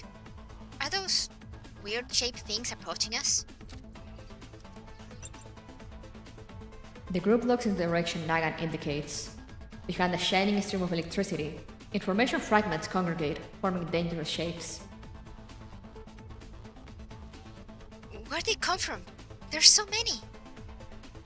Judging by the shape, they might be viruses. Only viruses can produce such massive blobs of error data. They're not viruses. Look over there. Nagan looks over to see data fragments assembling to become new enemies.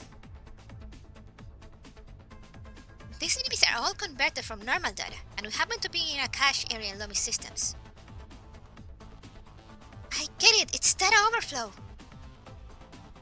Yes, the fragments are all legitimate data in and of themselves, but because of their sheer size and the data construction algorithms, they're taking up a lot of the cache. Judging by the current circumstances, these chunks of data are reflowing into Lumi's operational space. Odds are those pieces of data are the reason Lumi's going out of control. Ksenia draws her weapon with a flourish, firing 2 shots towards the enemy swarm from streams of data. The shattered fragments spray in countless directions. Hearing her explanation, Nagana slaps her own forehead. Ah, yeah, that's it. I mean, of course the young should be knowledgeable about these things. Good, good. Behind you. Don't just touch my hat willy-nilly. Naga destroys the enemy with a single punch. The data fragments fly in all directions, scattered in an instant. With a single punch, damn. Nice swing there. I'm not a veteran in name only. Back, Nagant! They're reassembling themselves. What? Nagant takes a brisk few steps backwards. The data fragments reconvene, forming a cube. It's a gift! The two face off for a dozen seconds, but the cube does not express any desire to attack. Is it not an enemy? This cube's kinda familiar. Is it? It's a gift box, right? It's shaped like one. The bow tie on top is making a packaging ribbon, right? It was attacking us just a second ago. Why is it forming a gift box now? Is Lumi trying to tell us something? Who knows? With so much erroneous data here, it's impossible to predict how Lumi will act. There might be something inside the box. Let me have a look. Wait, Yohee, don't touch it just yet. Yohee reaches for the box. The moment she makes contact, a gap appears on the top of the box. A holographic projection soon appears. No, the cliffhanger! Also, I love how Maple just did not return. So, Leon says she's still in the dormitory to this day.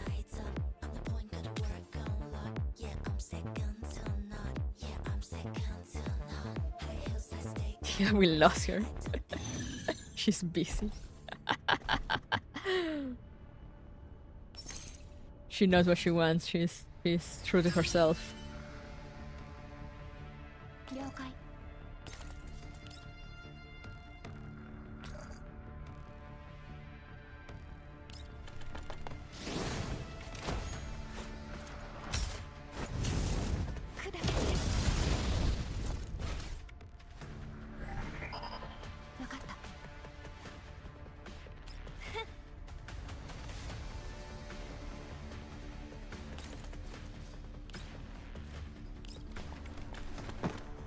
Stuck in the dorm.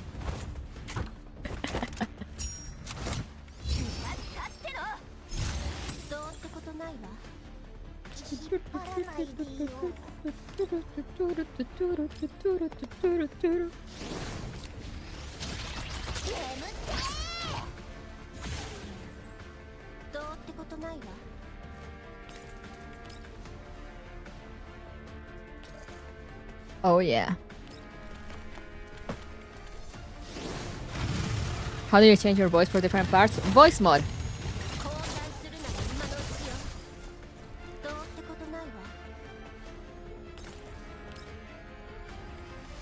No.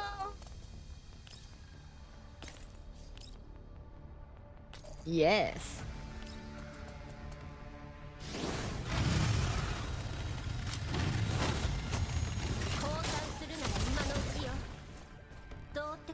But yeah, I got a program called Voice Mod. And it's a one-time buy. And since I read a lot, I got it so I can. And I have a set of like voices that I most commonly use for Gears Frontline stuff. And I have it all set on my Stream Deck. So I just press buttons and it changes. Let's do the extra stage.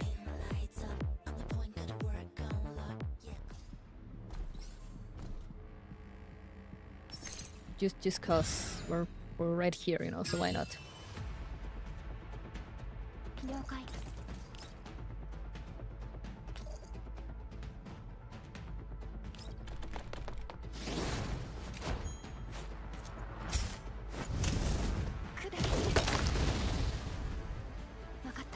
I really like the Yohee's event banner BGM. It's really good.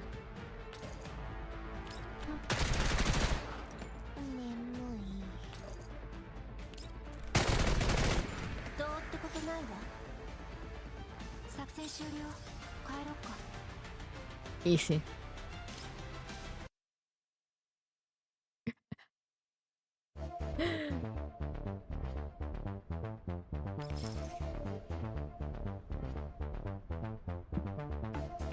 Let me go get a glass of water before we continue reading. I guess so, I'll just burn it all down. Yeah, that's a vector gameplay.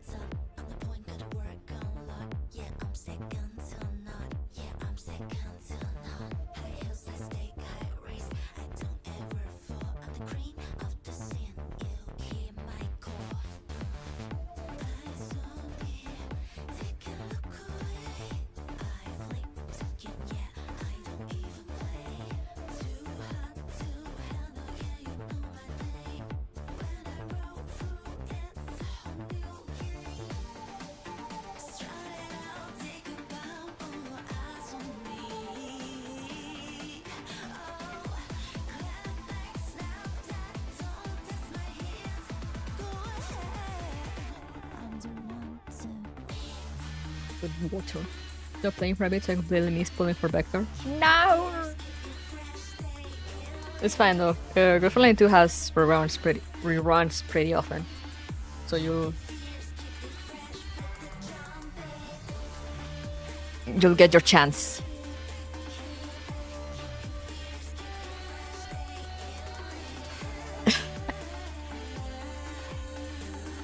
What a banger. White first snows.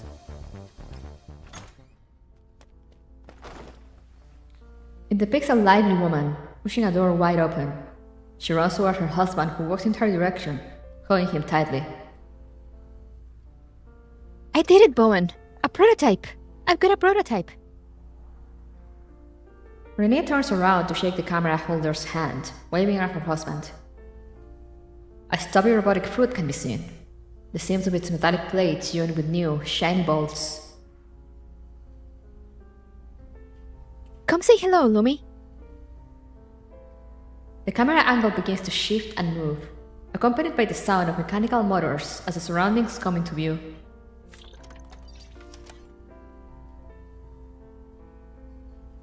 Lumi's squeaking. Okay, squeak. It can only make a few simple sounds right now, but it'll be the future of AI. Professor Bowen, you'll have to redouble your efforts on your research project. The somewhat blurry video takes in the environment and the happily smiling couple. Owner info updated. Renee Candela. Bowen Candela.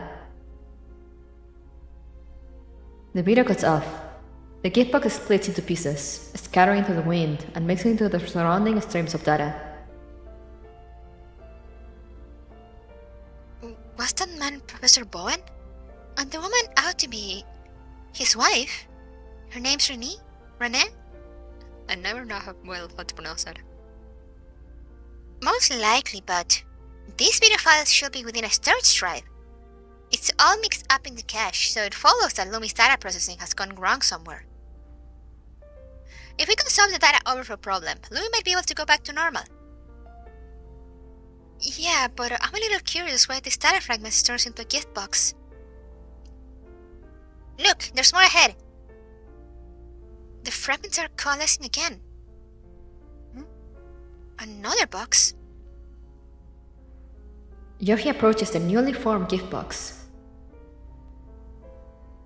This is the second time now. I can't help but feel there's some kind of meaning to this. Hard to guess what a silly kid is thinking. Might as well see what's inside this time. Yohee touches the box's surface. A projection appears, just like before. The image this time is much clearer. The room's lights are off. Moonlight spills in from the outside, exceptionally bright in the darkness. Renee sits in a rocking chair by the window, with Bowen at her side. The unknown amount of time that had passed left its mark on them, be it shallow or deep. Renee appears a little more sickly than before. Sorry, work tied me up a little. Sorry for being late. I brought some flowers. I handed some work over to my assistant. From tomorrow on, I should have a lot more free time. Renee accepts the bouquet with a smile. The white flowers inside are akin to patches of pure white snow. I know you've been busy. It's alright. Has the project been progressing as normal? Oh, my iPad.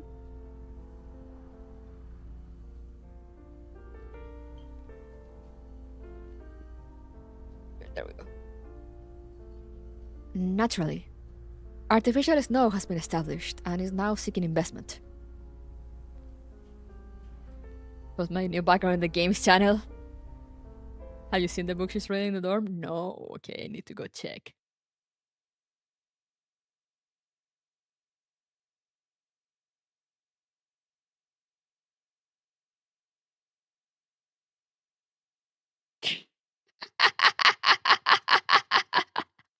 Amazing.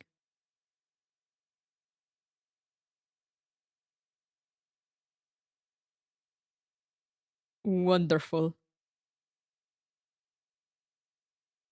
Meshti!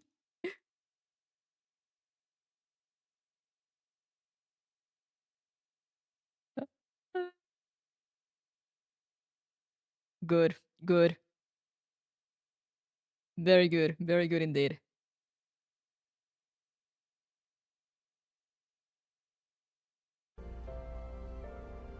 Meshti Yamcha posing is the thing I didn't know I needed.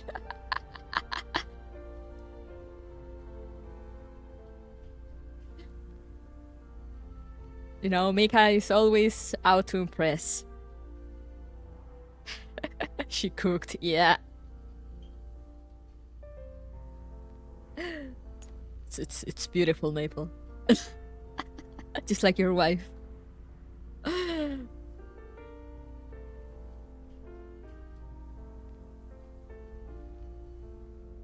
Strategic Snow has been established and is now seeking investment. Then the project's full realization. It might still need some time, but there's hope now. I really do miss it. The snow we had when we were little. Do you think we'll be able to see it again? Of course. We'll have pure white snow falling from the sky again. You, me, Lumi, and everyone else will be able to have this blessing from the sky. It'll be my gift to you. At the sound of its own name, the holder of the camera wobbles a little. Snowing! Snowing! Mechanically repeating the word, it approaches the couple a little. Owen, Lumi and the snow were both my wishes, but it looks like I will have to leave it to you to fulfill them. Owen crouches, taking his wife's hand and gently kissing it. There was a time my research went unnoticed by everyone, except you. Only you will discuss it with me deep into the night. From the moment I asked for your hand, your wishes have been mine as well. Damn! Look at this smooth talker here.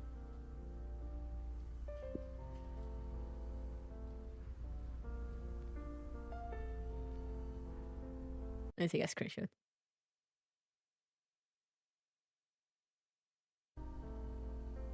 That is a Rizzler.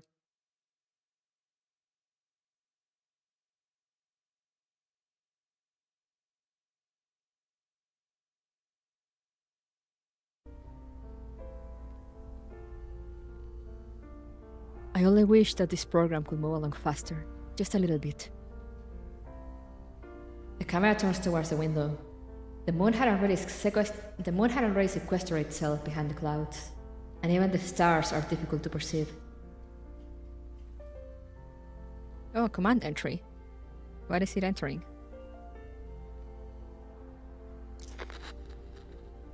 The voices grow muffled. The images flash a few times before the projection cuts off again.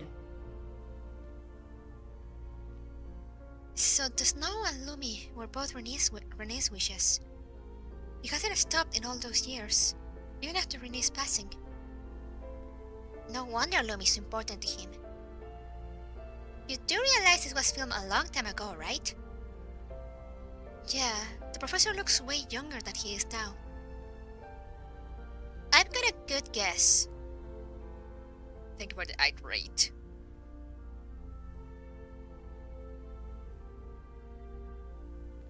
I've got a good guess. When Lumi was built, the technology wasn't as developed. In order to allow it to learn by itself, Rene decided to intake information as frequently as possible. Unfortunately, the filtering and selection of the intake seems to be flawed. And thank you for the stretch.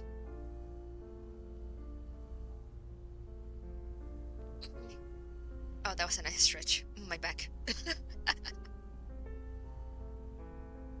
So it cannot judge for itself which information should be retained and which should be deleted? Yeah, and the professor's field of study is different. Chances are he doesn't dare to modify Lois' programming without a very good reason, and so will never have figured out that the problems are caused by this internal conflict. That will make sense. The professor has been loading Lomi with more and more information these years too. If its ability to organize and tidy up data is far lesser than its intake, the system's operational capacity is bound to be taken up. It follows that Lomi keeps having failures even after repairs each time. I'm still confused about one thing though. Just now, these projections have appeared via the form of gift boxes.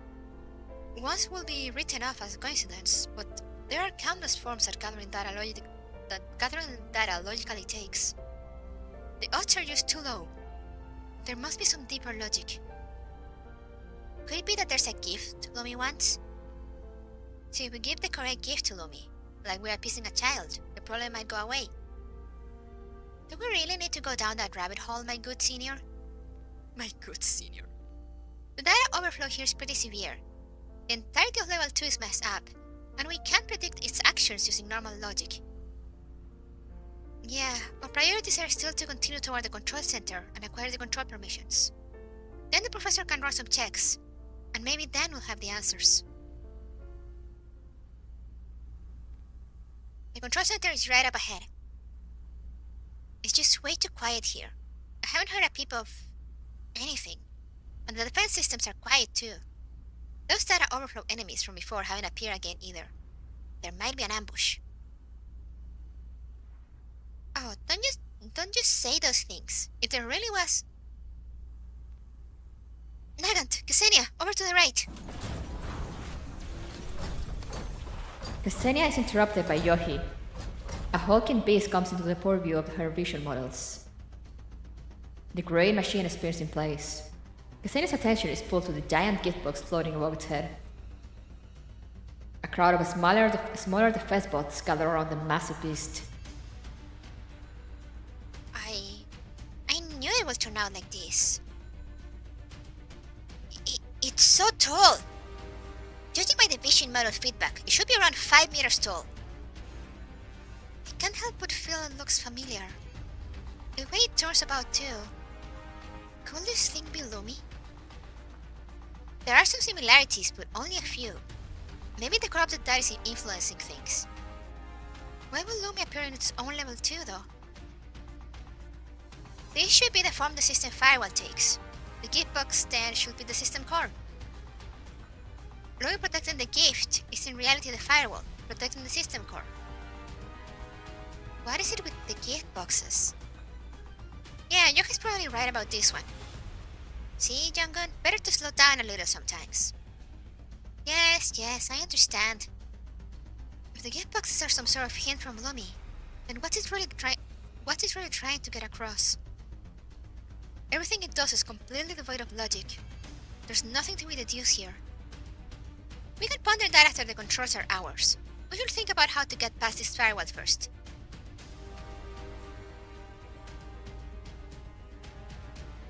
Gift. Before the trio closed the distance, the massive Lumi suddenly stopped spinning. Countless data fragments emerge, flying toward it. Lumi's body becomes even larger, affected by the fragments. Damn it, our presence here must be making the system errors more severe. We cannot discontinue, or Lumi's original base code will be influenced as well. Senior, Yohee, let's go! Yeah, we'll deal with the defense bots first and then focus on Lumi. Naga nods, and the three approach the defense systems together. Yippee!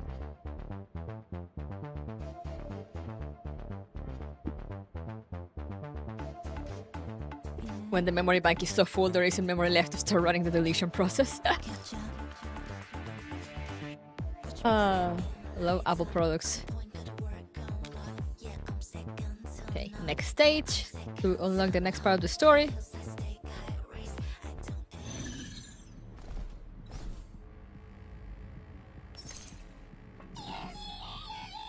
There it is. Little Lumi.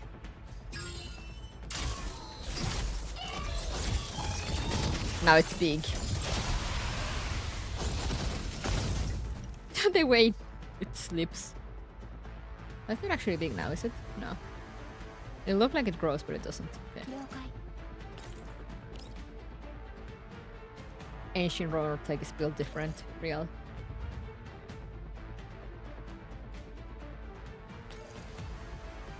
There we go.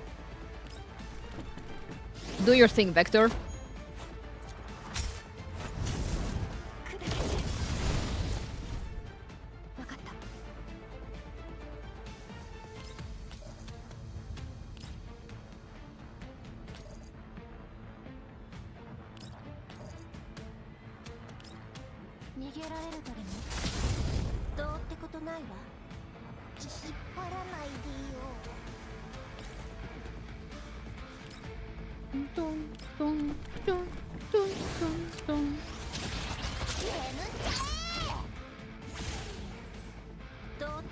Oh, there's another guy over there. No, I can't get there.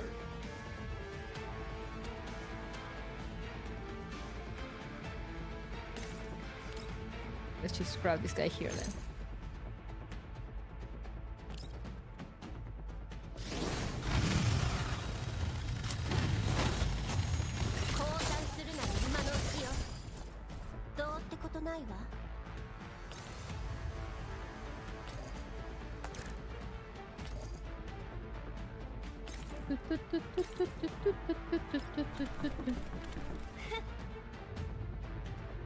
No, you just get rid of this guy, Wawa.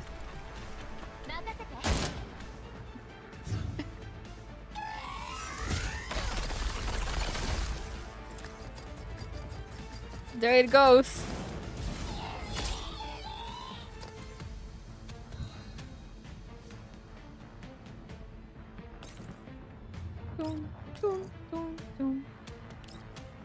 Do your thing, okay?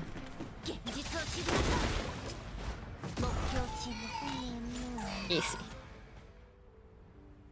Oh, more story. More present story. Commander, what's with you getting all serious all of a sudden?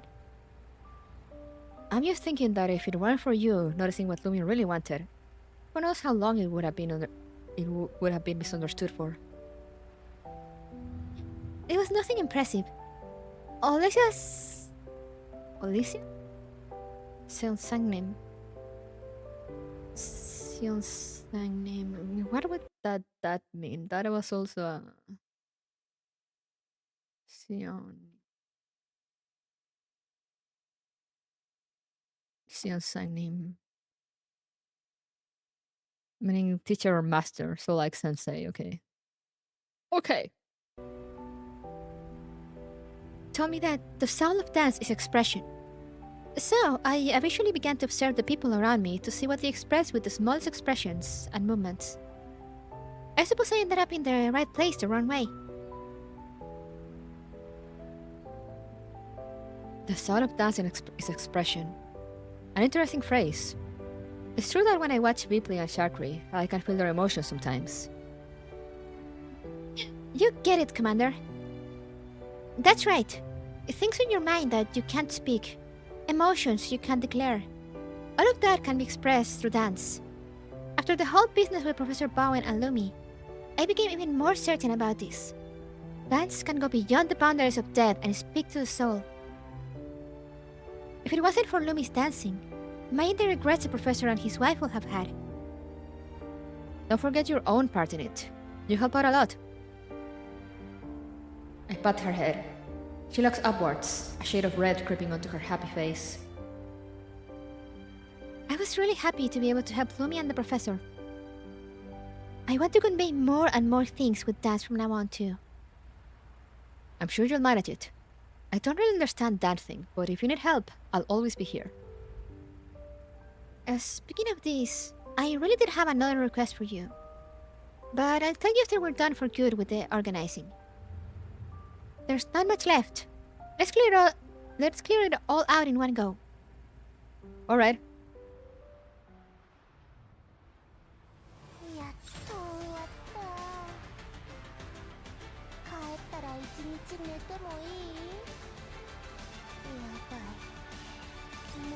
She eeps. She's so tired.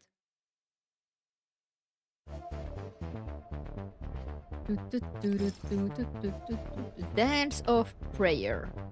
We're almost done. Renee looks even weaker than before. The veins upon her shriveled arms pop outwards, with a jarring intravenous line connected to it. Renee struggles to keep her eyes open, her exhalations forming a thin layer of mist on the mask she wears. A television in front of her plays a dated recording. In the recording, a girl places her hand on a young gentleman's waist, and the two proceed towards the dance floor. Lumi.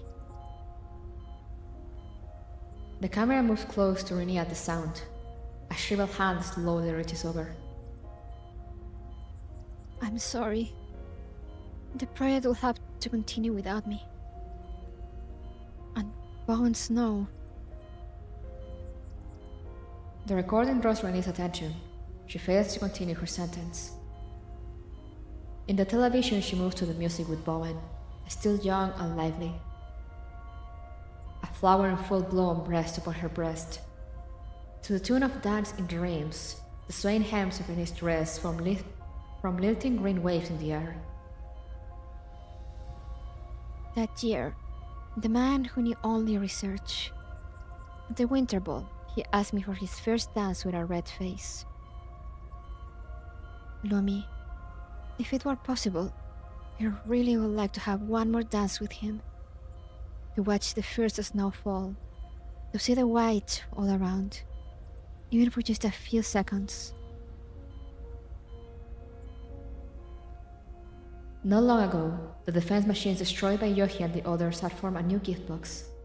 Its contents revealed themselves to them upon a touch. The video recording ends. The gift box turns into fragments, flying towards the giant Lumi. Yohee redirects all of her computational power, going over the information she collected. Gifts, snow, dancing. I got it. I understand it all now. Yohee's voice attracts Nagan's attention. Yohee, have you found anything yet? Yeah, we're putting too much thought into it. The gift box doesn't mean that it wants a present. All of this data might not even be unclear clutter, but something that Lumi treasures as a gift. To it, every day I spent with the professor and his wife were a present. So it just kept taking in more and more information until its system failed? That's not all it is. All of Lumi's operational logic is in the recordings. It isn't spinning around for no reason, nor is it a prank. Lumi... Don't just stand there and talk. Look at it. Snowing. Snowing. Lumi raises its arms stiffly, spewing out a slurry of data fragments. It falls upon the tree like descending snow, beginning to bury them. It can it snow in level 2? Is there a way to...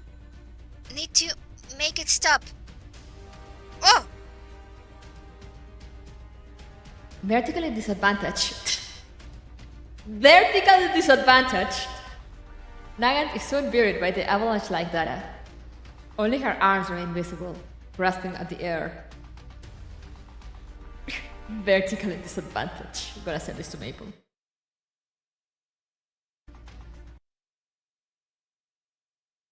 Maple Alcesia. It's you.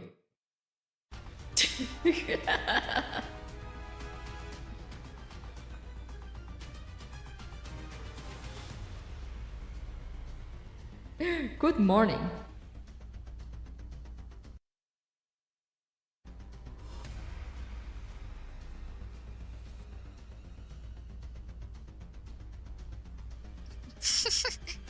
Hey, my good senior.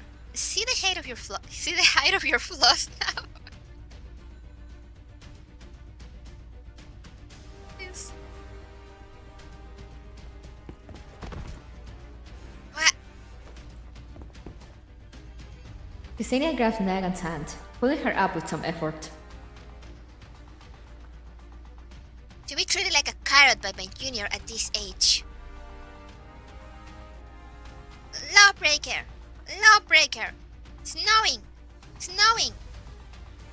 The overflow's getting worse. We need to make it stop. What can we... I know! Music! Dancing dreams! Ksenia, help me pull it up.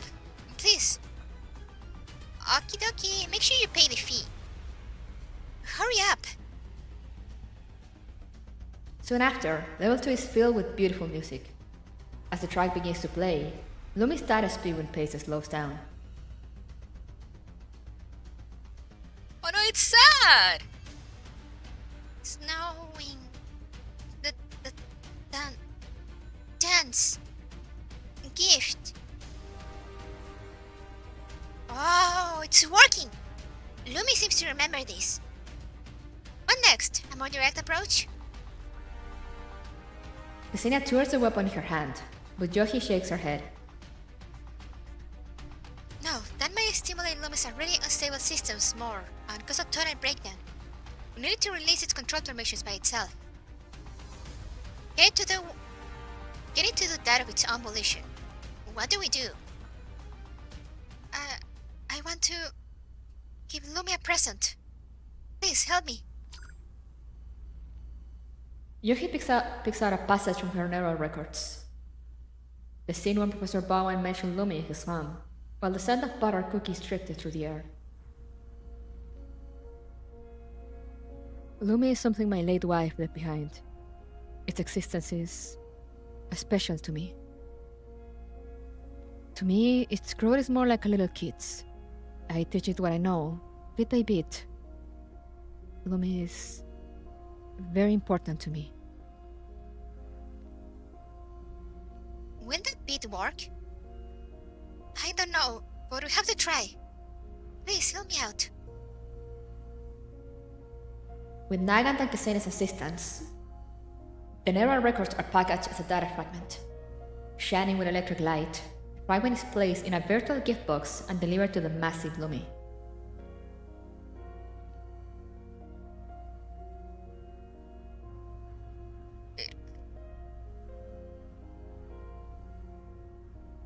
Please, messed up Lumi, accept this gift of ours.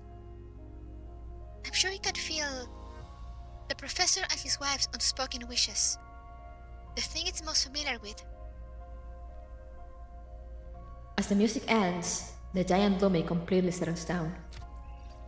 The data within the tiny little box enters the massive gift box above Lumi. Not long after, the gift box is protected so desperately cracks, with countless data fragments bleeding outwards. The larger fragments crackle again, turning into drifting snow, proliferating through the unkept level 2. Is something wrong with my vision models? Is there a projection on those fragments in the air? Your vision models aren't that old yet. Those are the records of Lumi's life with the professor and his wife up there. Don't take the opportunity to mock me. Nagan puts a hand on Ksenia's shoulder, but her attention is soon pulled away by a blurry image of a fragment. On a bright, unpleasant afternoon, Professor Bowen takes his wife's hand, strolling along a small garden path. In the living room's gentle light, Renee and Professor Bowen together inspect Lumi's frame. Bathed in moonlight, Renee turns about to call out to two figures, one large and one small. Look like Lumi really was fond of those two. The fragments are gone. This place looks like it's going back to normal too. Lumi's accepted it. It's releasing its control rights. Yep, I've already got the permissions. Currently removing the firewall's quarantine program. We're about 15 seconds out from having the permissions in full. Lumi won't be moving about randomly after this. Good work. Let's get out and take a closer look at Lumi. After the quarantine program's deactivation, Nagant and Ksenia take their leave. Yohee takes one more look at the images upon the data fragments before cutting off her connection too. It's finally over. Lumi won't go wrong again, right? I don't think my old bones can handle being put through the ringer like that again. Most likely not. I restarted Lumi after getting the permissions, and the overflowing data in its cache should have been cleared out for now. There won't be any abnormalities in the short term, but the algorithms aren't improved. As time goes on, there might be an overflow again. Though that'll be none of our business. Yeah, we really had to put in way too much effort for those flowers the professor promised us. What a terrible deal. No, we're not done yet. Yohee walks towards the steel-bound Lumi, gently undoing the ropes. It might go off again. It's better to leave it tied up now. It should be fine, right? Yohee pats Lumi's round head. Free of restraints, Lumi begins to slowly spin again. Why is it doing that again? It's alright. Lumi just wants to tell the professor about the wishes Renee left with it at a time of year where there should be snow. That's the holiday present he wanted to give to the professor and the late Renee. So that's what it was. Why does it keep running away though? Because it saw a doll dancing inside a music box. Huh? You too, look at this first. Yohee sends the video contents of the last gift box to Nagant and Ksenia. Lumi isn't loaded with any knowledge relevant to dancing. So as far as it knows, that little doll's dancing might very well be the same thing as the professor dancing with his wife in that recording. Perhaps because it caused a similar scene, Lumi accessed those records sitting inside its systems. It wants to tell the professor about his wife's final wishes, but also wants to give the bits and pieces it collected over the years to the professor, who has been missing his wife, as a gift. But it cannot accurately express itself because of system errors, and thus often falls into confusion, inadvertently causing trouble. So it's been spinning around like that because it's imitating the doll it saw? That's how it wanted to tell the professor? Ksenia gestures at Lumi, still spinning in circles. Maybe, yeah. That's what dance means. To speak for those who cannot. To help those who cannot hear or feel. To entrust the stories to those who are watching. Is it Sae really that advanced? You don't just concern yourself with those things at a time like this, you stupid brat. Nagant. Yohee stares at Lumi for a moment, suddenly raising her head and balling her hands into fists. I'm going to help it. With what? You're going to help it dance for the professor? I don't imagine that will be easy. It'll be hard for anyone to clean anything at all from the spinning. And there's no way you'll be able to sync your dancing stuff with it. Its ports are outdated, and we just messed with its system real good. It's impressive that it's not having a breakdown. What do we do then? How about you just show the professor the footage you got, Yohee? That won't do. Yohee shakes her head vigorously. Lumi must express its wishes to the professor on its own. Let me think. Since there are no robotic shortcuts we can take, let's use a more human approach. Yohee temporarily stops Lumi in its tracks. Yeah! Hold on, I'll help you. Do as I do. Remember this well. Recalling the dance moves that she saw in the projection, Yohee begins to play that music again. She begins with a starting pose, progressing into an elegant dance routine. Her dainty figure's flowing contours make up a familiar sight to Lumi, whose full attention is now drawn to Yohee. Gradually, Lumi begins to move as well. It fully concentrates on imitating Yohee's movements, clumsily extending its arms. That's so cute to imagine, though. Even when the steps simplified, Lumi moves nothing like Yohee. I can at least tell it's supposed to be dancing. That's a pretty good start for Lumi. Found you. Bowen's voice comes from behind the tree. He comes to a stop, doubled over with hands on his knees, catching his breath. At his age, climbing up these stairs probably took considerable effort. Rather than exhaustion, though, his countenance was full of surprise and sentiment. Without a single word spoken, the music and dance take him back to the ball that year. Lumi clumsily turns about, occasionally spinning out bits of foam as if having errors. Some of it falls upon Bowen's glasses. He takes them off. Blurry as the surroundings may be to him, this is clearly the figure of his late wife. Clad in formal dress with an arm wrap around Lumi, she extends a hand towards him. The couple's romanticism of their youth had been long buried, but never melted away like the falling snow. Dancing! Snowing! Lumi runs over at the side of Bowen. It lightly bumps into his leg, pulling him out of his trip down memory lane.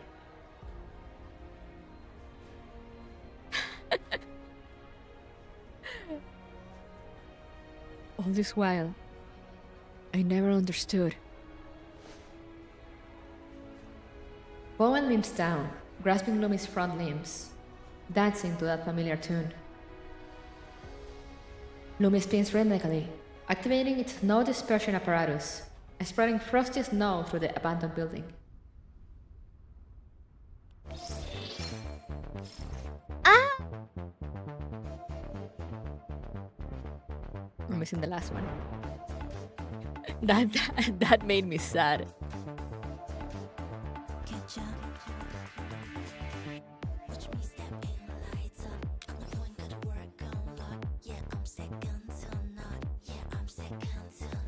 So sweet and sad. Yeah, I'm like, oh no, my weakness. Old people in love.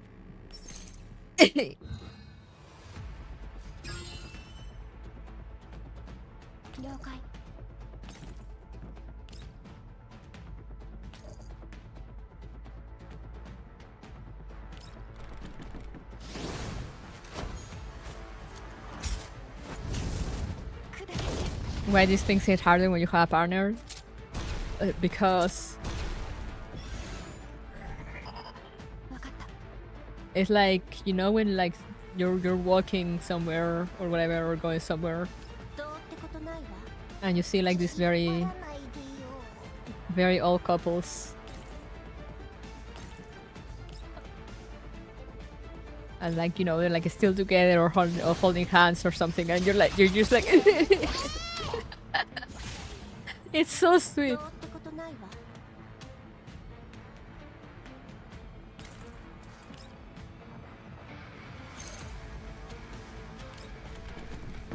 I wanna be there for real, for real. Hell yeah.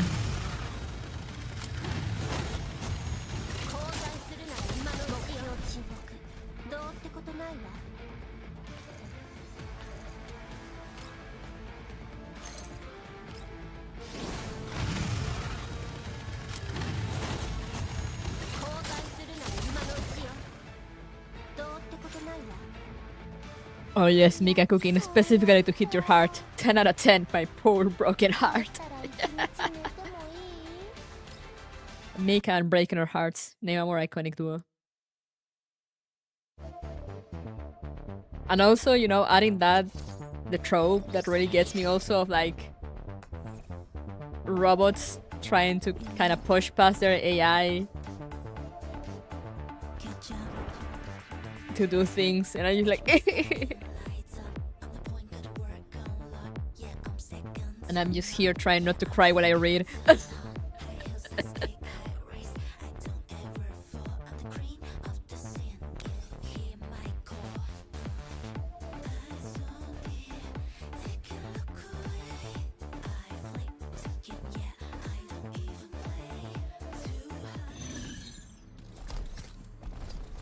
It's specifically targeted to me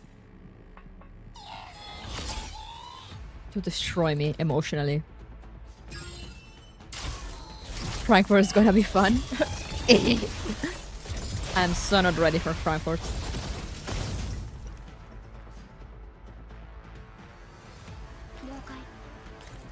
It doesn't help also that Lumi looks absolutely adorable.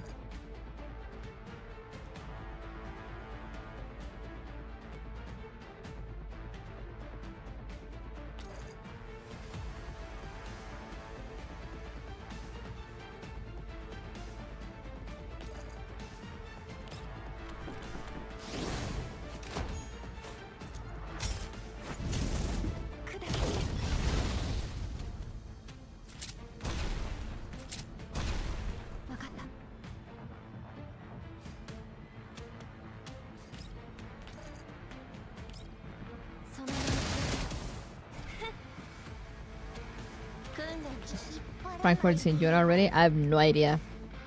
But it should be soonish, no?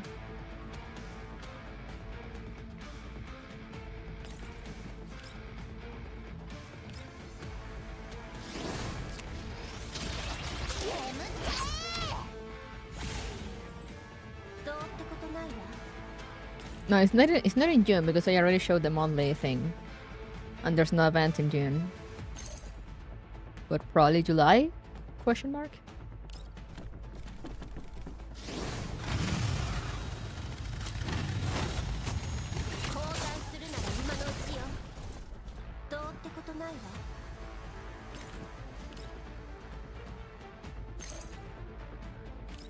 I'm so sorry, Lomi. You're cute, but...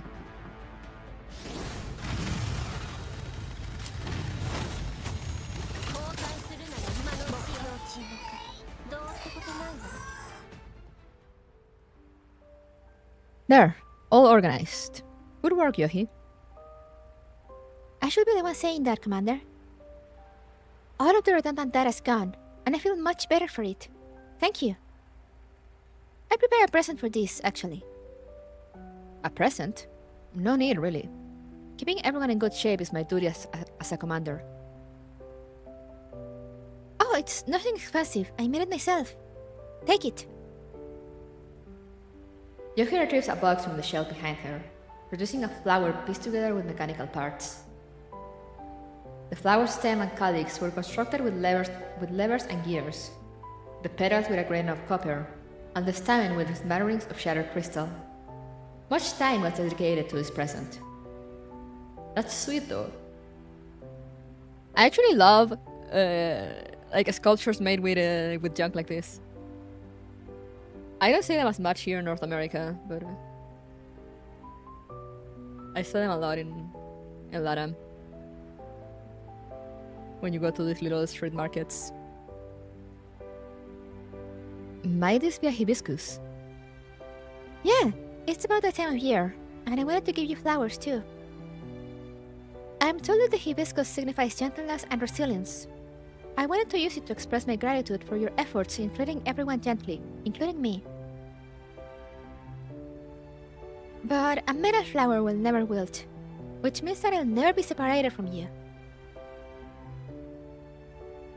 I accept the gently glinting metal flower, the faint light upon its petals warm and pleasant. Thank you. I will treasure it. You say you have something else you wanted of me. What is it? Yeah. You mentioned it earlier. We developed the Xianbei as Sharkish Sanbei, right? The part about the soul of dance is expression. I think so.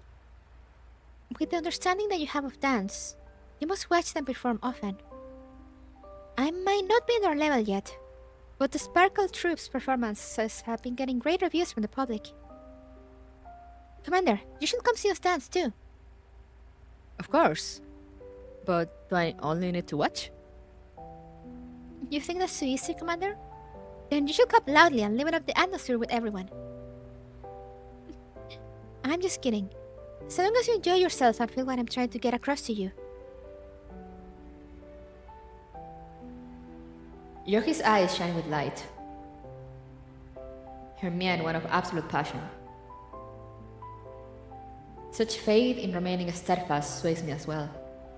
In a time as cruel as ours, this passion will forever be of inestimable value. Alright, I'll take you up on that.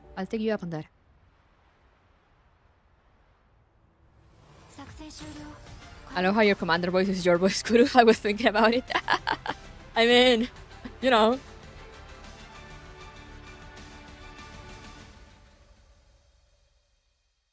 For me, games are always about role-playing as a protagonist. Whether it's a silent protagonist or not. You know?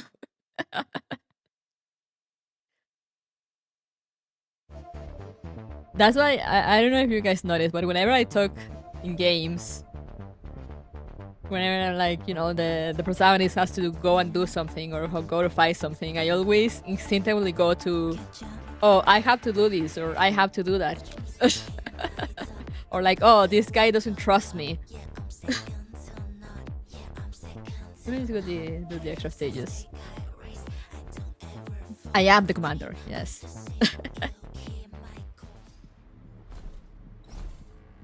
And especially in this game, because, you know, even though the Frontline commander is very much a character by themselves, it is still meant to be like a bit, you know, a bit self-inserty, which is why, you know, it doesn't have much of a past or anything, so you can kind of make your own.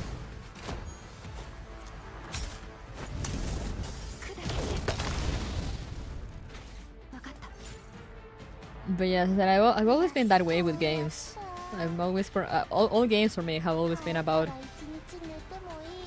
stepping into the shoes of the protagonist. So my mentality immediately goes to like, oh, I have to do this, or like, oh, this guy is my enemy. I don't really see them as like a third person.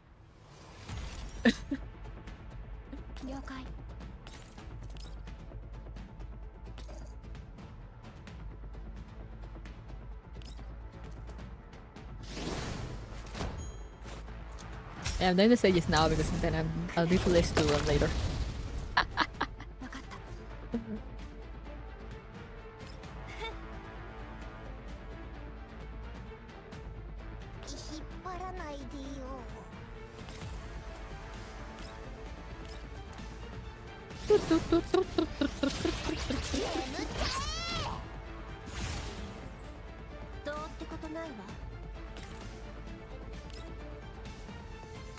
Die. When do we kill William? God, I wish soon. Dude.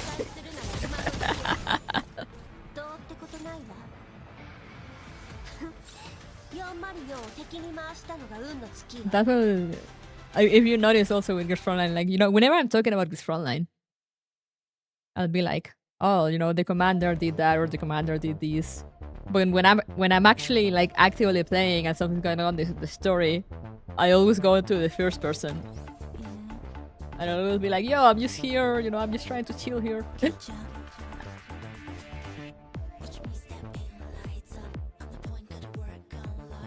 Commander, what a nice guy. I'm him, by the way. It's me. I am the nice guy.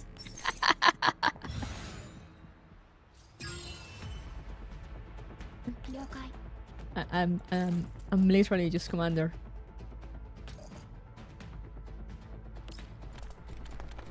It's literally me.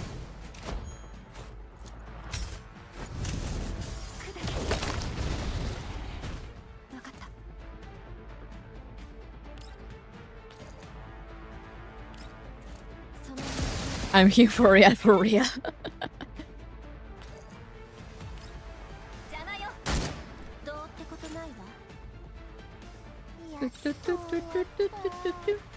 I think there's only one more stage.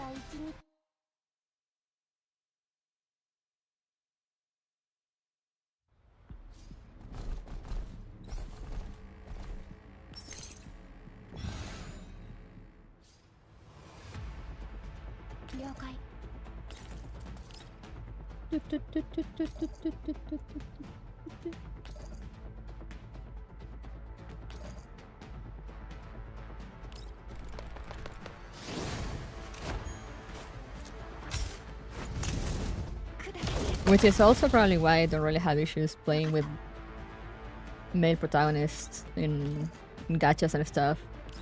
Like I usually, most of the time I choose the male because I actually like the design more in a, like, I identify more with this design than with the female design. In a lot of gachas, like in the Hoyo gachas and in WoW also I play with the male rover. Because I mean, like, this is definitely something more like akin to like I would like to wear in this world. This feels more like me than the female protagonist. But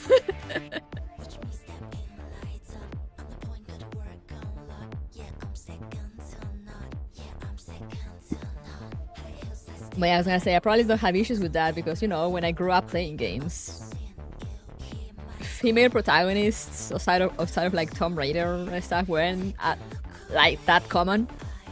I love that we're getting more female protagonists in regular video games nowadays, but like, you know, back in the day, I was used to always being a man.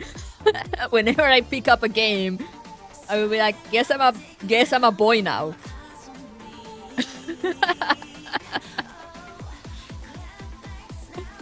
Lara Croft, my beloved.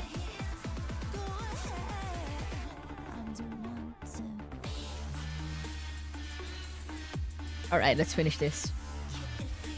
I'll cry, probably. The best gift. I'm one of the boys. Yeah, I'll always be like, guess I am now male. You know, whenever it's like Persona 3, I'm like, I guess I'm a high school boy now. Or Gears of War. I guess I'm a very burly war guy now. It's me, it's my life. I am Marcus Phoenix. You know?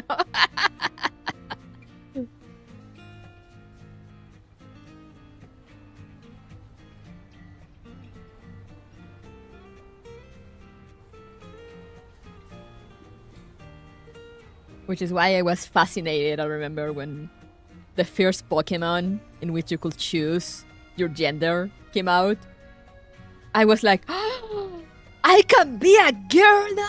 Just like in real life? Insane!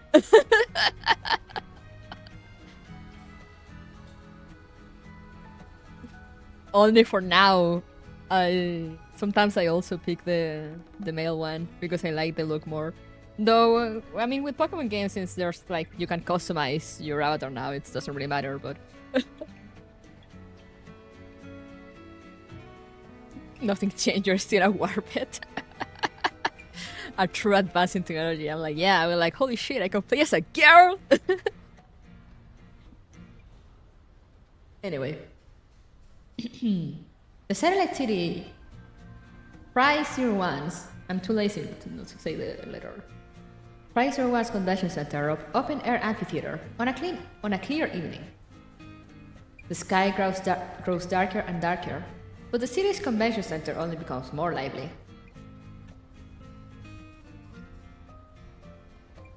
I picked male usually, but only with Neural Cloud and Frontline 2 did I pick the female options because I love their designs. Yeah, you know, that's also very valid. Which of these funky hats resonate with your soul more? Yeah, exactly. Proceeding backstage with VIP passes, Nagnat and Ksenia find Yohee in the middle of placing the finishing touches on the performance with Lumi and Professor Bowen. Yohee, we're here! Oh, the professor's here too. Are the preparations for the upcoming performance complete? I'm finished with adjusting the equipment. Yep, everything's in place. I'm feeling good today. I won't disappoint everyone. Shouldn't that be I won't disappoint anyone? Oh, right. Happy holidays, everyone. Happy holidays, guys, in June. Well, and happy end of May, I guess. Yohee produces a basket as she speaks, scattering the multicolored petals inside through the air. My girlfriend always plays male characters and I always play female. Thanks, Kuru, very cool, you're welcome. But yeah, that's what I've noticed also nowadays, is like, you know, I always be playing with the male protagonists, and then I look at my friends, who a bunch of them are guys, and they pick the female protagonist, and I'm like, you know what, valid. It is Dragon Boat Festival, yeah, true. Happy holidays. Well, don't just scare people like that. That's something we're going to bring out on the stage. You guys get a sneak peek. Happy holidays! Thank you for inviting us to the show. I hear the tickets were rather difficult to get. The gimmick of artificial snow pulled in a lot of the audience. I hear that the idea came from that senior of yours. If the chance ever arises, please do introduce me to that business genius. Do you mean Sharky Zombie? She was originally going to come as well, but some stuff came up at the cafe she works at. But check this out! Yeah, no, Sharky, hell yeah. Yohee spins around happily. Sharky Zombie gave me this bow tie on the back of my dress. Wow, that looks amazing! Does every doll who knows how to dance or sing also do handicrafts? Not only is she good at crafts, she's also a makeup whiz. When I met you guys... before I did, rather. I was talking to her on the phone. Lumi caused some trouble, so I hung up. I thought she would be angry. But after I told her about the circumstances, she complimented me instead. So she's a competent senior too. I really must speak to her if the circumstances allow. Right, Professor, how's Lumi been? Any further incidents? After Yula described the cause, I ran some more checks on the central systems and I spoke to a friend in the field. There shouldn't be any further issues. Why is it recording? After things are stable, could Lumi's original be put into production next? That's still a ways off. After this performance is over, I'll still be deleting the overflowing data in Lumi again and recompiling the source code. What a shame. Let's take another year Renee left behind. Bowen smiles and nods, turning to the silent Lumi at his side. A shame indeed, but keeping Lumi in good operating order is most important. I know Renee's wishes now anyway. She'll always be by my side, like Lumi. I'll have no regrets. Yohee nods as the backstage staff begin to call for the dancers to get into position. Oh, sorry, it's about time. I need to go prepare for the show with Lumi and the professor. Your tickets are for the VIPs in the VIPs. In the VIP section, I guess it was meant to say. Get ready to catch every mesmerizing move of Lumi's performance up close. Eh? Lumi's going to be performing on top of providing the snow? Yeah. After that experience of ours, I had a change of mind in regards to a routine, so I made some changes. I asked the professor to help me train Lumi too. Just sit and watch. We'll be off then. Alright, we'll cheer for you. Leaving Yohee to her business, Naga and Ksenia return to the audience seating area, finding their spots. Wow, VIP indeed. What a view. Yeah, I don't even have to stand on my tippy toes to see the whole amphitheater. Not bad at all. Yeah? What's going on? It's all black all of a sudden. Did they turn off the lights? No, they haven't. Will your vision models really be getting that old? But I had them checked a few days ago. That shouldn't be the case at all. A procedural failure then. I think permanent loss of vision might be in the cards. No way, right? I've never heard of that happening to a doll. Help me, Ksenia. I'm kidding. I'll stop messing with you. Ksenia chuckles mischievously, taking Naga's hat off the top of her head. Did she just pull her head over her face and she didn't realize? Vertically challenged Babushka. Ksenia? Grinning her teeth, Nagan begins to reach for Ksenia's collar. The latter immediately passes over the hat in her hand. Made out of felt, the hat's celebratory colors are adorned with little flowers of yarn. This is the limited edition hat you always wanted. I bought it as a holiday gift. But it's expensive, isn't it? About as much as the flowers the professor gave us were worth, right? Yeah, all of the money from the sales went into this hat. You were hesitating, so I went and bought it for you. Money's just money, we can always make more. But we missed this hat and it's gone forever. Thanks. No need to thank me. Just mark me for extra overtime pay in the future. I feel like such a failure. My junior beat me to give him a gift. When the show ends, I'm going to go pick out a proper present for you too. I'll be waiting then. That was sweet! As they chatter, the lights in the venue converge on the stage. The elevator in the middle gradually rises, and Yohee takes the stage first with her basket of flowers. Good evening, everyone. Before we get started, we have a few little presents for everyone. Make sure you catch them. Everyone, happy holidays! Yohee snaps her fingers, sending many red drones flying through the venue, throwing candy and flower petals toward the audience. Yep! Nagan leaps upwards, easily claiming a pack. You don't like candy at all. Where are you going for those? It's all in the holiday spirit. Take this, the show's about to start. Stuffing the candy into Ksenia's hands, Nagan looks towards the stage with excitement. As the candy pulls the audience's attention, a cart full of flowers slowly rises to the middle of the stage. Now then, enjoy! Introducing today's special guest, a new artificial snow platform, Lumi. Adorned with bouquets, Lumi stands up on the cart of flowers, appearing at the stage's forefront. It turns as it sprays snow into the air. You go, little guy! Do your best! The snow gradually blankets the stage, and many audience members begin to extend their hands. The pure white foam lands upon their hands and hair. Be it caused by curiosity or reminiscence, the icy sensation puts a smile on the audience's faces. As the audience's passion is ignited, the other members of the dance troupe make their entrance. The scattering petals combine with the falling snow, illuminating the stage. As the music rises and swells, the performance begins in earnest. On this holiday, everyone receives a present that they desire.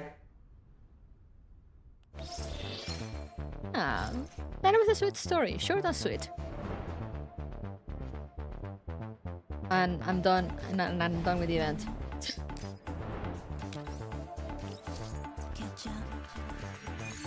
I love characters' stories.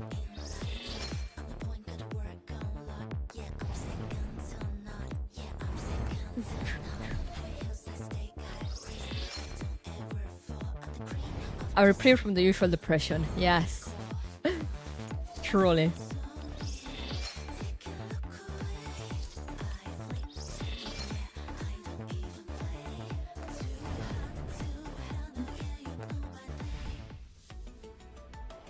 Very good, very good.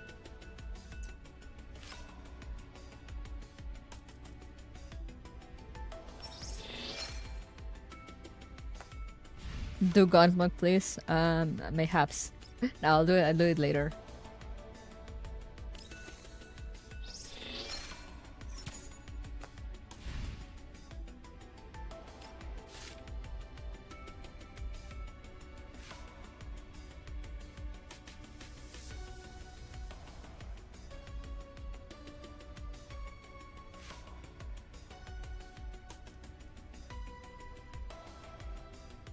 Sorry, just a second. I got like a DC spell out of nowhere.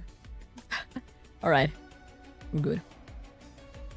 I was wrong about the Frontline collab. A slight spoiler, not huge lore implications, but a lot of wing wing notch notch.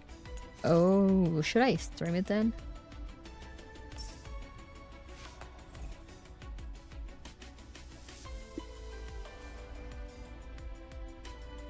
Maybe I'll stream it next week then. How long is it? Is it too long?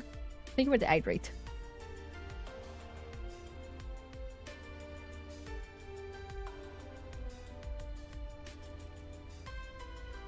Yes?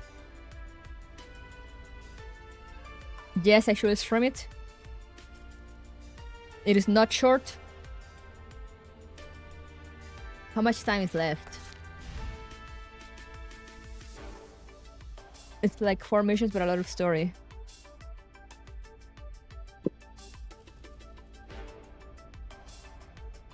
Let's just go back here while we chat about it. So I can close the game. The minigame has story as well. You're not gonna finish it today? I mean, I'm not gonna start it today. I don't like doing double game thingy.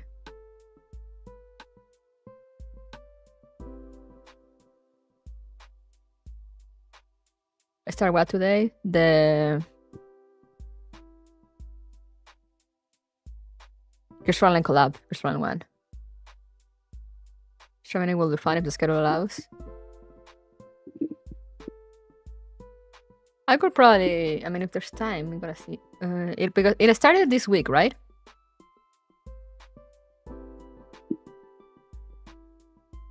So I can probably do it next weekend.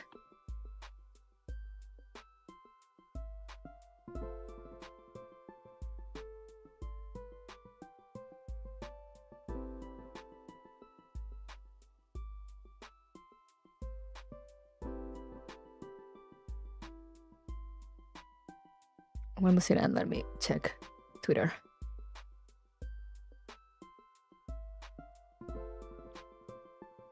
Gears Frontline.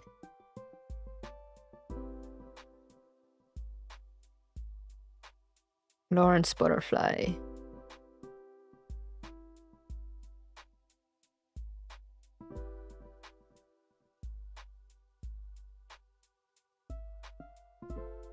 Okay, that has the wrong dates. Where's the right dates?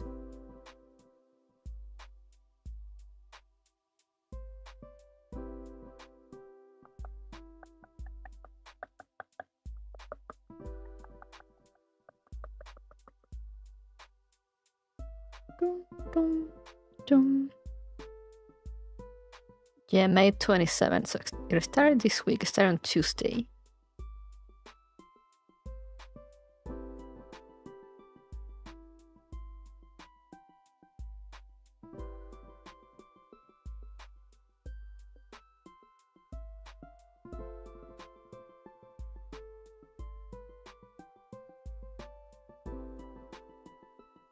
Think there's any month I'm members getting karaoke? Maybe. I might do one this month since I haven't done any member stream for like 2 months because the months are just kinda sleeping by me, and I've been getting sick because of all the temperature changes.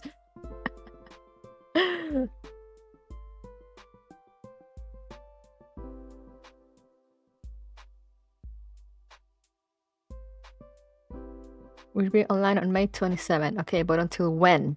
Until when, Mika?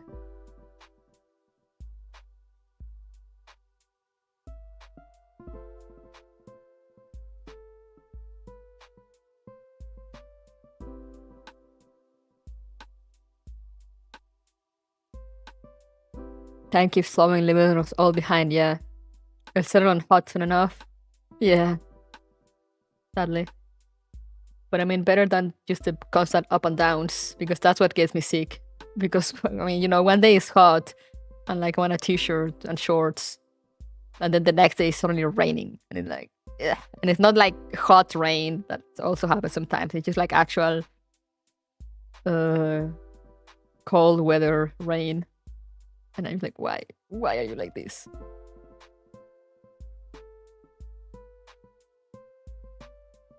Does it say here? Okay, so yes, here it says. From May 27 to June 16. So I still have, if I start next week, I have 2 weekends. 2 full weekends to finish the event, which should be enough, hopefully. I might need to skip a week of expedition, but you know, we will do it for Girls Frontline. Or maybe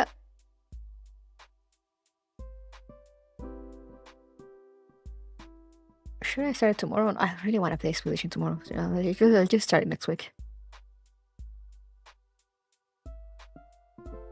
Because I'm like, oh, but like the exchange shop.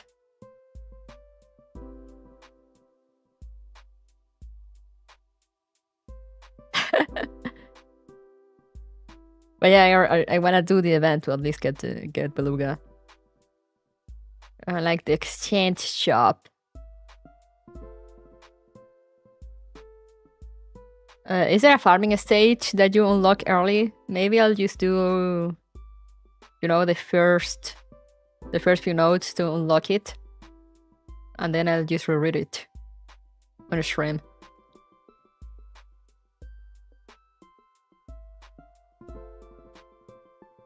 Yeah, it unlocks early. Yeah, I'll probably do that.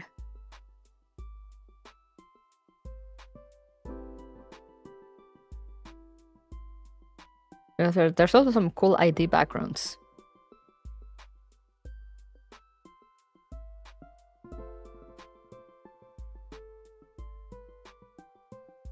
And there's the collab duel also. So yeah, I guess we'll be starting the event next week. The collab. I'll be doing Saturday and Sunday. So yeah, we'll probably skip Expedition 33 next week, just to make sure I have enough time to finish the event on stream, and then we'll get back to it. Hopefully the week right after.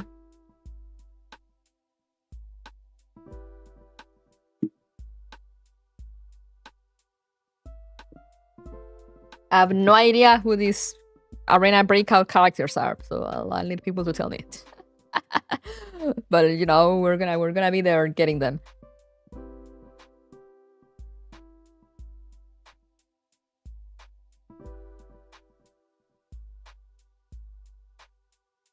Sorry, I'm stretching my neck around. But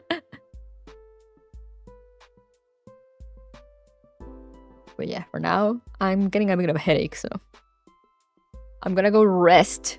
By rest, I mean I'm gonna go lay in the couch and play PlayStation. Most of us don't know either. Let's go! I don't know, it's M16 shows up, so it's worth it.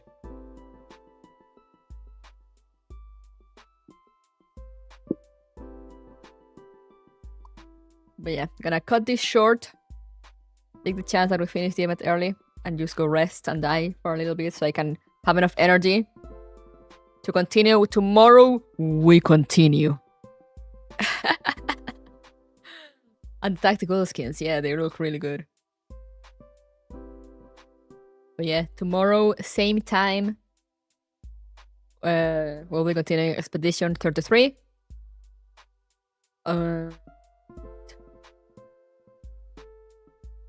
Might be a bit late depending on, you know, grass cutting and such, but like, I don't know, because it looked like it's gonna rain. Also, my hand still hurts.